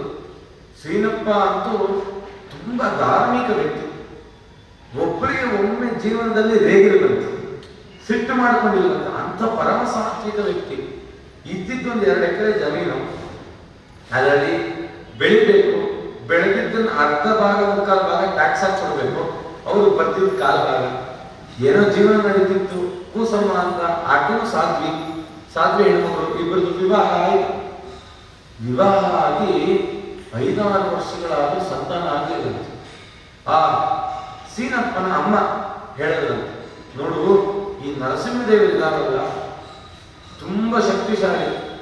ಅದಕ್ಕಿಂತ ಮುಖ್ಯವಾಗಿ ಯಾರು ಅಶ್ವತ್ಥ ವೃಕ್ಷವನ್ನು ಪ್ರದಕ್ಷಿಣೆ ಮಾಡ್ತಾರೋ ಅವರು ಖಂಡಿತ ಸಂತಾನ ಆಗುತ್ತೆ. ನೀವಿಬ್ರು ಗಂಡ ಹೆಂಡತಿ ಇಬ್ರು ಆ ಅಶ್ವತ್ಥ ನರಸಿಂಹನ ಸೇವೆಯನ್ನು ಮಾಡಿ ಖಂಡಿತ ಸಂತಾನ ಆಗುತ್ತೆ. ಅದೇ ರೀತಿಯಲ್ಲಿ ಅಶ್ವತ್ಥ ನರಸಿಂಹನ ಸೇವೆ ಮಾಡಿದ್ರು. ಸೇವೆ ಮಾಡಿದ ಕೆಲವೇ ಕಾಲದಲ್ಲಿ ಆ ಭೃಗು ಋಷಿಗಳು ಅವರ ಉದರಕ್ಕೆ ಬಂದರು. ಯಾಕೆ ಮದುವೆ ಆಗಿದ ತಕ್ಷಣ ಫಲ ಆಗಲಿಲ್ಲ, ಅವ್ರಿಗೆ ಯಾಕೆ ಸಂತಾನ ಆಗಲಿಲ್ಲ ಅಂತಂದ್ರೆ, ಹುಟ್ಟುತ್ತಿರುವಂತ ಶಿಶು ಸಾಮಾನ್ಯನೇ ಅಂತ ಮಗ ಪಡಲಿಕ್ಕೆ ಬರಬೇಕು ಅಂದ್ರೆ ಎಷ್ಟು ಸೇವೆ ಮಾಡಬೇಕು. ಅದು ಎಷ್ಟು ಜನವನ್ನ ಸೇವೆ ಮಾಡಿದ್ರು ಆ ಸ್ವಲ್ಪ ಅಶ್ವತ್ಥ ನರಸಿಂಹ ಸೇವೆ ಬಾಕಿ ಉಳಿದಿತ್ತು. ಆ ಸೇವೆ ಮಾಡಿದ ಫಲದಿಂದ ಆ ಕೂಸು ಉದರಕ್ಕೆ ಬಿತ್ತು. ಆ ಉದರದಲ್ಲಿದ್ದಲ್ಲೇ ಕೂಸಮ್ಮನಿಗೆ ಅದೇನು ವೈರಾಗ್ಯವೋ ಏನೋ, ಹೋಗೋದು, ತಣ್ಣೀರು ಸ್ನಾನ ಮಾಡೋದು, ಸತ್ಕತೆಯನ್ನು ಕೇಳೋದು, ಯಾವಾಗಲೂ ನರಸಿಂಹದೇವರ ಸನ್ನಿಧಾನದಲ್ಲೇ ಇರೋದು. ಹೀಗೆ ಆಗಿ ಆ ಗಂಡು ಮಗುವಿಗೆ ಜನನವನ್ನು ಮಾಡಿದ್ದಾರೆ. ಏನೇನು ಕಾರ್ಯಗಳು ನಡೀಬೇಕು, ಸಂಸ್ಕಾರಗಳು ಮಾಡಬೇಕು ಅದನ್ನೆಲ್ಲ ಮಾಡಿ ಆ ಮಗುವಿಗೆ ದಾಸಪ್ಪ ಅಂತ ಹೆಸರಿಟ್ಟ. ದಾಸಪ್ಪ ಅಂತ ಹೆಸರಿಟ್ಟು ನೋಡ್ಲಿಕ್ಕೆ ಬಹಳ ಮುದ್ದಾಗಿದೆ ಕೂಸು. ಊರಿನ ಜನ ಎಲ್ಲ ಬಂದು ಆ ಮಗುವನ್ನು ಎತ್ತಿ ಮುದ್ದಾಡಿದ್ದೇ. ಯಾಕೆ? ಬ್ರಹ್ಮ ತೇಜಸ್ಸು. ಭೃಗು ಋಷಿಗಳಲ್ಲಿ ಬ್ರಹ್ಮದೇವರ ಆದೇಶ. ಭೃಗು ಋಷಿಗಳಲ್ಲಿ ಬ್ರಹ್ಮ ತೇಜ ಹೇಗಿದೆ ಅಂತಂದ್ರೆ 12 ಸೂರ್ಯರು ಒಂದು ಕಡೆ ಸೇರಿದ್ರೆ ಎಷ್ಟು ಪ್ರಕಾಶ, ಅಷ್ಟು ಪ್ರಕಾಶ ಭೃಗು ಋಷಿಗಳ ಮುಖದಿಂದ ಹೊಡಿತಾರೆ. ಅಂಥ ತೇಜ ಆ ಭೃಗು ಋಷಿಗಳಲ್ಲಿ. ಆ ಮಗುವನ್ನು ನೋಡೇ ಖುಷಿ, ಆನಂದ. ಹೀಗೆ ಆಯಿತು. ಆ ವಿಜಯರಾಯರು ಅಂದ್ರೆ ಆ ದಾಸಪ್ಪ ಹುಟ್ಟಿದ ನಂತರದಲ್ಲಿ ಇನ್ನೊಂದು ಸಂತಾನ ಆಯ್ತು, ಗಂಡು ಸಂತಾನ ಆಯ್ತು ಅಂತ ಹೇಳ್ತಾ ಇದ್ದಾರೆ. ಅವನಿಗೆ ಹಯವದನ ಅಂತ ಹೆಸರಿಟ್ಟರಂತೆ. ಅದಾದ್ಮೇಲೆ ಇನ್ನೂ ಒಂದು ಗಂಡು ಸಂತಾನ ಆಯ್ತು ಅಂತ. ಆ ಮಗುವಿನ ಹೆಸರು ಎಲ್ಲೂ ದಾಖಲೆ ಇಲ್ಲ, ಆಗ ಒಂದು ಸಂತಾನ ಆಗಿತ್ತು ಅನ್ನೋದೊಂದು ನಿಜ. ಈ ರೀತಿ ಆಯಿತು. ದೊಡ್ಡವನು ದಾಸಪ್ಪ ದೊಡ್ಡವನು. ಇನ್ನು ಚಿಕ್ಕ ಹುಡುಗ, 3-4 ವರ್ಷ, ತಿನ್ಲಿಕ್ಕೆ ಏನೂ ಇಲ್ಲ, ಬಡತನ. ಹೀಗೆ ಆಯ್ತು. ಆ ದಾಸಪ್ಪ ಇವನು 3 ವರ್ಷ, ಇನ್ನೊಂದು ಮಗುಗೆ 2 ವರ್ಷ, ಇನ್ನೊಂದು ಮಗು 1 ವರ್ಷ. ಈ ರೀತಿ ಪರಿಸ್ಥಿತಿ ಮನೆಯಲ್ಲಿ. ಬಡತನಕ್ಕೆ ಮಕ್ಕಳು ಜಾಸ್ತಿ ಇಲ್ಲ, ಆದ್ರೆ ತಿನ್ಲಿಕ್ಕೆ ಏನಿಲ್ಲ. ಸರಿ, ಏನ್ ಮಾಡೋದು? ಮನೆಯಲ್ಲಿ ನೋಡಲ್ಲ ತಾಯಿ ಕೂಸಮ್ಮ, ದಿನ ಇದೆಯಾ? 2-3 ದಿನ ಆಯ್ತು, ಮಕ್ಕಳಿಗೆ ಏನಿಲ್ಲ, ನಮಗೇನಿಲ್ಲ. ಯಾವ್ಯಾವ ಪಾತ್ರೆ ಇದೆ ಆ ಪಾತ್ರೆ ಇರ್ತಕ್ಕಂಥ ಎಲ್ಲ ಹೊಟ್ಟು ಧೂಳಿರುತ್ತಲ್ಲ ಅದನ್ನೆಲ್ಲ ಒಂದು ಪಾತ್ರೆಗೆ ಹಾಕಿದ್ರು. ಅವ್ರ ಗಂಡನಿಗೆ ಹೇಳಿದ್ರು, ಸೀನಪ್ಪ ಸರಿ, ಇವತ್ತು ಈ ಹೊತ್ತಿದೆಯಲ್ಲ ಇದನ್ನು ಗಂಜಿ ಮಾಡ್ಬಿಡ್ತೀನಿ. ಆಯ್ತಮ್ಮ ಮಾಡು, ಅದೇ ದೇವ್ರ ನೈವೇದ್ಯ ಮಾಡಿ. ನರಸಿಂಹದೇವ್ರ ಚಿತ್ತಕ್ಕೆ ಇಷ್ಟೇ ಬಂದಿದೆ, ಇಷ್ಟು ನೈವೇದ್ಯ ಮಾಡಿ ಸ್ವೀಕಾರ ಮಾಡಿ. ಸರಿ, ಆ ಗಂಜಿಯನ್ನು ಮಾಡಿದ್ರು ಒಂದು ತಪ್ಪಲೆ, ಅದಕ್ಕೆ 10 ಲೋಟ ನೀರು ಹಾಕಬೇಕಂತ, ಎಲ್ರಿಗೂ ಆಗ್ಬೇಕು ಅಂತ. ಸಪ್ಪೆ ಏನಿಲ್ಲ. ಸರಿ, ಅದನ್ನ ಇಟ್ಟು ದೇವರ ನೈವೇದ್ಯ ಆಯ್ತು. ಆ ಊರಿಗೆ ಯಾರೋ ಬ್ರಾಹ್ಮಣ ಬಂದಿದ್ದಾರೆ. ಇಲ್ಲಿ ನರಸಿಂಹದೇವರ ದರ್ಶನ ಮಾಡಬೇಕು ಯಾರು ಹೇಳಿದರೆ, ನರಸಿಂಹದೇವರ ದರ್ಶನ ಬಂದಿದ್ದೀವಿ, ಎಲ್ಲ ತೀರ್ಥ ಪ್ರಸಾದ ವ್ಯವಸ್ಥೆ ಆಗುತ್ತೆ. ಯಾಕಂದ್ರೆ ನಾವು ಆಚಾರ ವಿಚಾರ ಮಾಡಬೇಕು, ತಿನ್ಲಿಕ್ಕೆ ಏನಿಲ್ಲ. ಅಯ್ಯೋ, ಈ ಊರಲ್ಲಿ ಯಾರೋ ಬ್ರಾಹ್ಮಣ ಇಲ್ಲ, ಪೂಜೆ ಮಾಡೋ ಶ್ರೀನಾಥ ನಾಯಕ ಅಷ್ಟೇ ಬ್ರಾಹ್ಮಣ, ಪಾಪ ಅವನಿಗೆ ಏನೂ ಇಲ್ಲ, ಏನಾದ್ರು ಇರ್ಬೋದು ಕೇಳಿ ಅಂತಂತೆ. ಪೂಜೆ ಎಲ್ಲ ಆಯ್ತು, ಊಟಕ್ಕೆ ಕೂತಿದ್ದಾರೆ. ಕಾಲಕ್ಕೆ ಬಂದ ಬ್ರಾಹ್ಮಣ, ಸ್ವಾಮಿ ಈ ತರ ನಾನು ಬೇರೆ ಊರಿನಿಂದ ಬಂದಿದ್ದೀನಿ, ನಮ್ಗೇನಾದ್ರು ಲಭ್ಯ ನೋಡಿ. ಒಂದು ಚೂರಿ ಯೋಚನೆ ಮಾಡಿದ್ವಿ, ನಾವಾಗ ಭಾಗವಹಿಸ್ತಿದ್ವಿ ಯಾರಿಲ್ಲ ಅಂತ. ಅವರು ಪಾದ ತೊಳೆದು ಒಳಗೆ ಕರ್ಕೊಂಡಂತೆ, ಆ ಪರಮಾತ್ಮನೇ ಬಂದಿದ್ದಾನೋ ಯಾವ ರೂಪದಲ್ಲಿ ಗೊತ್ತಿಲ್ಲ ಅಂತ ಕೂಡಿಸಿ ಅಷ್ಟು ಕೊಟ್ಬಿಟ್ಟು. ಒಂದು ಮಗು ಚಂದೆ ಹೇಳಿದಂತ ಅಪ್ಪ ನನ್ನ ಹೊಟ್ಟೆ ಹಚ್ತಾ ಇದೆ. ಅವನಂತದ್ದು ಸೀನಪ್ಪ, ಬ್ರಾಹ್ಮಣನಿಗೆ ಅಂತ ಮೀಸಲು ಇದ್ದುದನ್ನು ನಾವು ಸ್ವೀಕಾರ ಮಾಡಬಾರ್ದಪ್ಪ. ಕೃಷ್ಣಾರ್ಪಣ ಹೇಳೋ ಸ್ವಾಮಿ ಕೊಡ್ತಾನೆ ನೋಡಿ. ಆ ಬಾಲ್ಯದಲ್ಲಿ ಎಂಥ ಒಂದು ಸಾತ್ವಿಕವಾದ ವಿಚಾರವನ್ನು ಮಕ್ಕಳು ತುಂಬುವುದು. ಹಾಗಾಗಿ ಮಕ್ಕಳು ಯಾಚನೆ ಮಾಡೋದು ಕೇಳೋದು ಇಲ್ಲದಿಲ್ಲವೇ ಇಲ್ಲ. ಹೀಗೆ ಮತ್ತೆ ನಮಗಪ್ಪ ಸ್ವಾಮಿ ಕೊಟ್ಟೆ ಕೊಡ್ತಾನೆ, ದೇವರು ಕೊಟ್ಟಾನು. ಸಾವಧಾನದಿಂದಿರಬೇಕು, ತಾಳ್ವಿಕೆಗಿಂತಲೇ ತಪವಿಲ್ಲ. ಕಾಯಿ ಹುಟ್ಟಿಸಿದ ತಾಯಿ ತಂದೆ ಇಷ್ಟಮಿತ್ರನು ನೀನೆ, ಖಂಡಿತ ಬಂದು ಉದ್ಧಾರ ಮಾಡೇ ಮಾಡ್ತಾನೆ, ಚಿಂತೆ ಮಾಡಬೇಡ ಅಂತ ಹೇಳಿದ್ರು.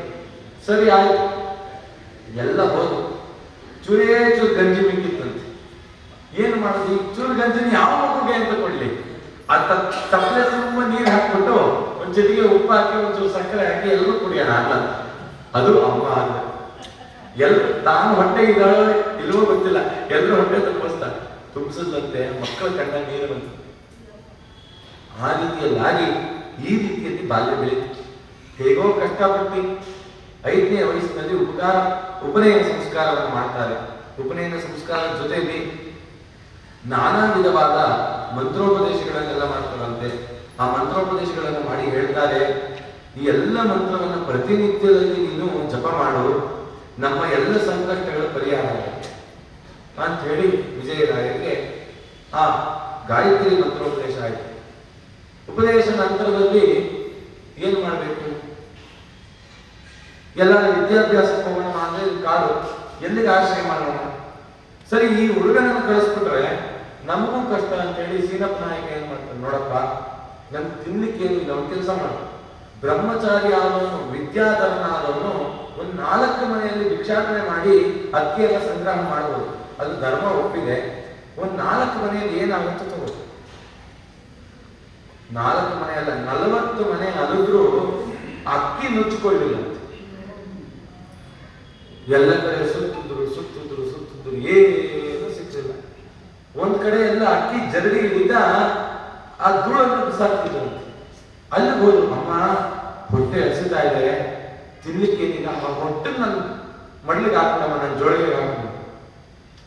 ಸಂಜೀ ತನಕಾಲಿದ್ದು ಸಣ್ಣ ಸೌಟಿನ ತುಂಬ ಗಂಜಿಗಾಣದೆ ಬಳಲಿದೇನೋ. ನೋಡಿ, ಸಣ್ಣ ಸೌಟಲ್ಲಿ ಒಂದು ಗಂಜಿ ಗಾಣದ ಸಾಯಂಕಾಲದವರೆಗೂ ಒದ್ದಾಡೋದು ಸಿಕ್ಲಿಲ್ಲ. ಇವತ್ತು ಅವ್ರ ಹೆಸರಲ್ಲಿ ಲಕ್ಷಾಂತರ ಜನ ಊಟ ಮಾಡ್ತಾರೆ ಅಲ್ವಾ? ಏನು ವಿಜಯರಾಯರ ಮಹಿಮೆ! ಈಗ ಮನೆಗೆ ಬಂದು ಏನು ತಿಂಡಿ, ಗಟ್ಟೆ ಹುಲ್ಲಿರುತ್ತಲ್ಲ, ಆ ಎಳೆಯದನ್ನ ಕಿತ್ತೋದಂತೆ, ಅದನ್ನ ಜಜ್ಜೋದು, ನೀರಲ್ಲಿ ಮರಳಿಸೋದು, ಅದನ್ನೇ ಕುಡಿಯೋದು. ಏನು ಕಿತ್ತು ತಿನ್ನೋ ಬಡತನ. ಈ ರೀತಿಯಲ್ಲಿ ಬದುಕು.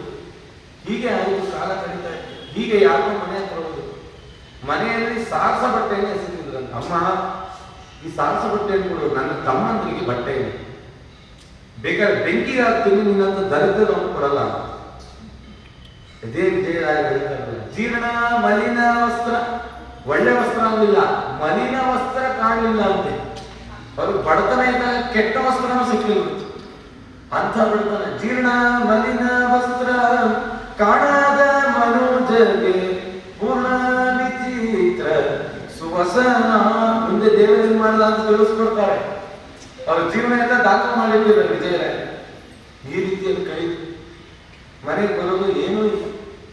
ಮನೆಗೆ ವಯಸ್ಸಾದ ಅಜ್ಜಿ ಕಂಡ್ರೆ ತುಂಬಾ ಇಷ್ಟ ವಿಜಯರಾಯರಿಗೆ. ಏನೇನು ಅನುಭವ ಆಗುತ್ತೆ ಅಜ್ಜಿ ಹತ್ರ ಬಂದು ಹೇಳಬೇಕು, ಅಜ್ಜಿ ಸಮಾಧಾನ ಮಾಡಬೇಕು. ನೋಡಿ, ಜೀವನದಲ್ಲಿ ಎಷ್ಟೇ ಬಿದ್ರು ಆ ಒಳಗಡೆ ಇರ್ತಕ್ಕಂಥ ದಾರುಢ್ಯ ಮಾತ್ರ ಚಂದಲಿಲ್ಲ. ಇನ್ನೂ ನಾವು ಬದುಕಬೇಕು, ಸಾಧನೆ ಮಾಡಬೇಕು. ನಾವೆಲ್ಲ ಒಂಚೂರು ಯಾರನ್ನ ಬೇಜಾರಾಗ್ರೆ ಇನ್ನೊಂದ್ಸರಿ ಯಾರು ತೋರಿಸಲ್ಲ, ಯಪ್ಪ ನಾನು ಎಲ್ಲೂ ಬರಲ್ಲ ಅಂತ ಹೇಳ್ತೀವಿ. ಇಂಥದ್ದಾಗೋ ನನ್ನ ಜೀವನದಲ್ಲಿ. ಆದರೆ ಅದನ್ನ ಇಲ್ಲಿ ಮೆಟ್ಟಿ ಜೀವನ ಮಾಡ್ತಾರಲ್ಲ, ಅದು ಸಾಧನೆ. ಅದನ್ನ ಧೈರ್ಯವನ್ನ ಅವರ ಅಜ್ಜಿ ತುಂಬ್ತಾ ಇದ್ರು. ಈ ರೀತಿಯಲ್ಲಿ ನಡೀತು. ಸರಿ, ಹೀಗೆ ಈ ಕಾಲ ಬೆಳೆಯುವಂತ ಕಾಲದಲ್ಲಿ ತಮ್ಮ ತಾಯಿ ಕೂಸಮ್ಮಗೆ ಒಂದು ಸುದ್ದಿ ಬಂತು. ಏನ್ ಸುದ್ದಿ? ಅವರ ಅಣ್ಣ ಆದೋನಿಯ ರಾಘವೇಂದ್ರ ರಾಯರು ಅಂತ ಒಳ್ಳೆ ಆಗರ್ಭ ಶ್ರೀಮಂತರು. ಆ ಆದೋನಿಯಲ್ಲಿ ಅರ್ಧ ಭಾಗ ಆದೋನಿಯ ಆಸ್ತಿಯವರ ಕೈಯಲ್ಲಿತ್ತು. ಅಂತ ಒಳ್ಳೆ ಶ್ರೀಮಂತರು. ಅಂತವರ ತೆಂಗಿನೇ ಕೂಸಮ್ಮ. ನೋಡಿ, ಬಡತನ ಇದ್ರೆ ತೆಂಗಿನೂ ನಮ್ಮೂರಲ್ಲ. ಬಡತನ ಇದ್ರೆ ಯಾರ ನೆಂಟರು ನಮ್ಮ ನೆಂಟರಲ್ಲ. ನೆಂಟ್ರೇನಾದ್ರು ಯಾವ್ದಾದ್ರು ಬಡವರು ನೆಂಟರು ಶ್ರೀಮಂತರ ಮನೆಗೆ ಹೋದ್ರೆ ಏನ್ ಹೇಳ್ತಾರೆ? ನಮ್ ನೆಂಟ ಅಲ್ಲ, ಏನೋ ಸುಮ್ಮನೆ ಹೇಳ್ಕೊಂಡು ಬರ್ತಾನೆ ಅಂತ ಹೇಳಿಬಿಡ್ತಾರೆ. ಅದೇ ಅವ್ರ ಸ್ಟೇಟಸ್ ನೋಡ್ತಾರೆ. ಹೀಗೆ ಆಯ್ತು. ಅವ್ರ ಮನೆಯಲ್ಲಿ ಅವರ ಅಣ್ಣನ ಮಗಳ ವಿವಾಹ ಕಾರ್ಯಕ್ರಮ. ಇಡೀ ಊರನ್ನ ಕರೆದಿದ್ದಾರೆ. ಯಾರ ಚೀಕಲ್ ಪರ್ವಿ ದಾರಿಯಲ್ಲಿ ಹೋಗ್ತಾ ಇದ್ದಾರೆ. ಅವರು ಕೂಸಮ್ಮನ ಕೇಳಿದ್ರು, ಕೂಸಮ್ಮ, ನಿಮ್ಮ ಅಣ್ಣನ ಮಗಳ ಮದುವೆ, ನೀನು ಬರಲ್ಲ? ಅಣ್ಣನ ಮಗಳು ಮದುವೆ ವಯಸ್ಸಿಗೆ ಬಂದಿದ್ದಾಳೆ, ನಮ್ಗೆ ಗೊತ್ತೇ ಇಲ್ಲ. ಮದುವೆನ ಯಾವಾಗ ಮದುವೆ? ನೋಡು, ನಾನು ಹೊರಟಿದ್ದೀನಿ, ಮುಂದಿನ ವಾರನೇ ಮದುವೆ, ನನಗೆ ಈಗಲೇ ಎಲ್ಲ ಹೊರಟಿದೆ. ಅಯ್ಯೋ, ನನ್ನ ವಿಚಾರನೆ ಗೊತ್ತಿದೆ. ಹೋಗಿ ಸೀನಪ್ಪ ರೀ, ನಮ್ಮ ತವರು ಮನೆಯಲ್ಲಿ ಮಂಗಳ ಕಾರ್ಯ ನಡೀತಾ ಇದೆ, ಬನ್ನಿ ಹೋಗೋಣ. ಅಲ್ಲವೇ ಆಮಂತ್ರಣ ಇಲ್ಲ, ನಮ್ಮನ್ನು ಯಾರು ಕರೆದಿಲ್ಲ, ನಾವು ಹೇಗೆ ಹೋಗಕ್ಕೆ ಸಾಧ್ಯ? ತವ್ರ ಮನೆಗೆ ಹೋಗ್ಬೇಕು ಅಂತ ಏನಿಲ್ಲ, ಹೇಳಿಸ್ಕೊಂಡೆ ಹೋಗ್ಬೇಕು ಅಂತ ಏನಿಲ್ಲ, ಬನ್ನಿ ಹೋಗೋಣ. ಇಲ್ಲಪ್ಪ, ನಾನು ಬರಲ್ಲ, ನೀನು ಹೋಗು. ನಾನು ಒಬ್ಬಳೇ ಹೇಗೆ ಹೋಗ್ತೀನಿ? ಹೆಣ್ಣು ಮಗಳು ತವ್ರ ಮನೆಗೆ ಗಂಡನ ಜೊತೆಗೆ ಹೋದ್ರೆ ಮರ್ಯಾದೆ, ಒಬ್ಬಳೇ ಹೋದ್ರೆ ಮರ್ಯಾದೆ ಇಲ್ಲ. ಸರಿ, ಅದಕ್ಕೇನು ಚಿಂತೆ ಮಾಡ್ಬೇಡ, ಅವೆಲ್ಲ ಹೇಳ್ಬೇಡ. ಮಕ್ಕಳನ್ನ ಕರ್ಕೊಂಡು ಹೋಗು. ಮಕ್ಕಳನ್ನ ಕರ್ಕೊಂಡು ಹೋದ್ರೆ ಪರವಾಗಿಲ್ಲ, ಒಬ್ಬಳೇ ಬಂದಿಲ್ಲ ಅಂತ ಆಗುತ್ತೆ. ಸರಿ, ಆಯ್ತು. ಒಟ್ಟಿನಲ್ಲಿ ನೀವು ಬರಲ್ವಾ? ಇಲ್ಲಮ್ಮ, ನಾನು ಬರಲ್ಲ. ಯಾಕೆ ಅಂದ್ರೆ ಅವನು ಮೊದಲೇ ನಮ್ಮ ಕಂಡ್ರೆ ತಿರಸ್ಕಾರ ಭಾವನೆ. ನಮ್ಮನ್ನು ನೋಡಿದ್ರೆ ಸಿಡ ಅಂತ ಹೇಳ್ತಾನೆ.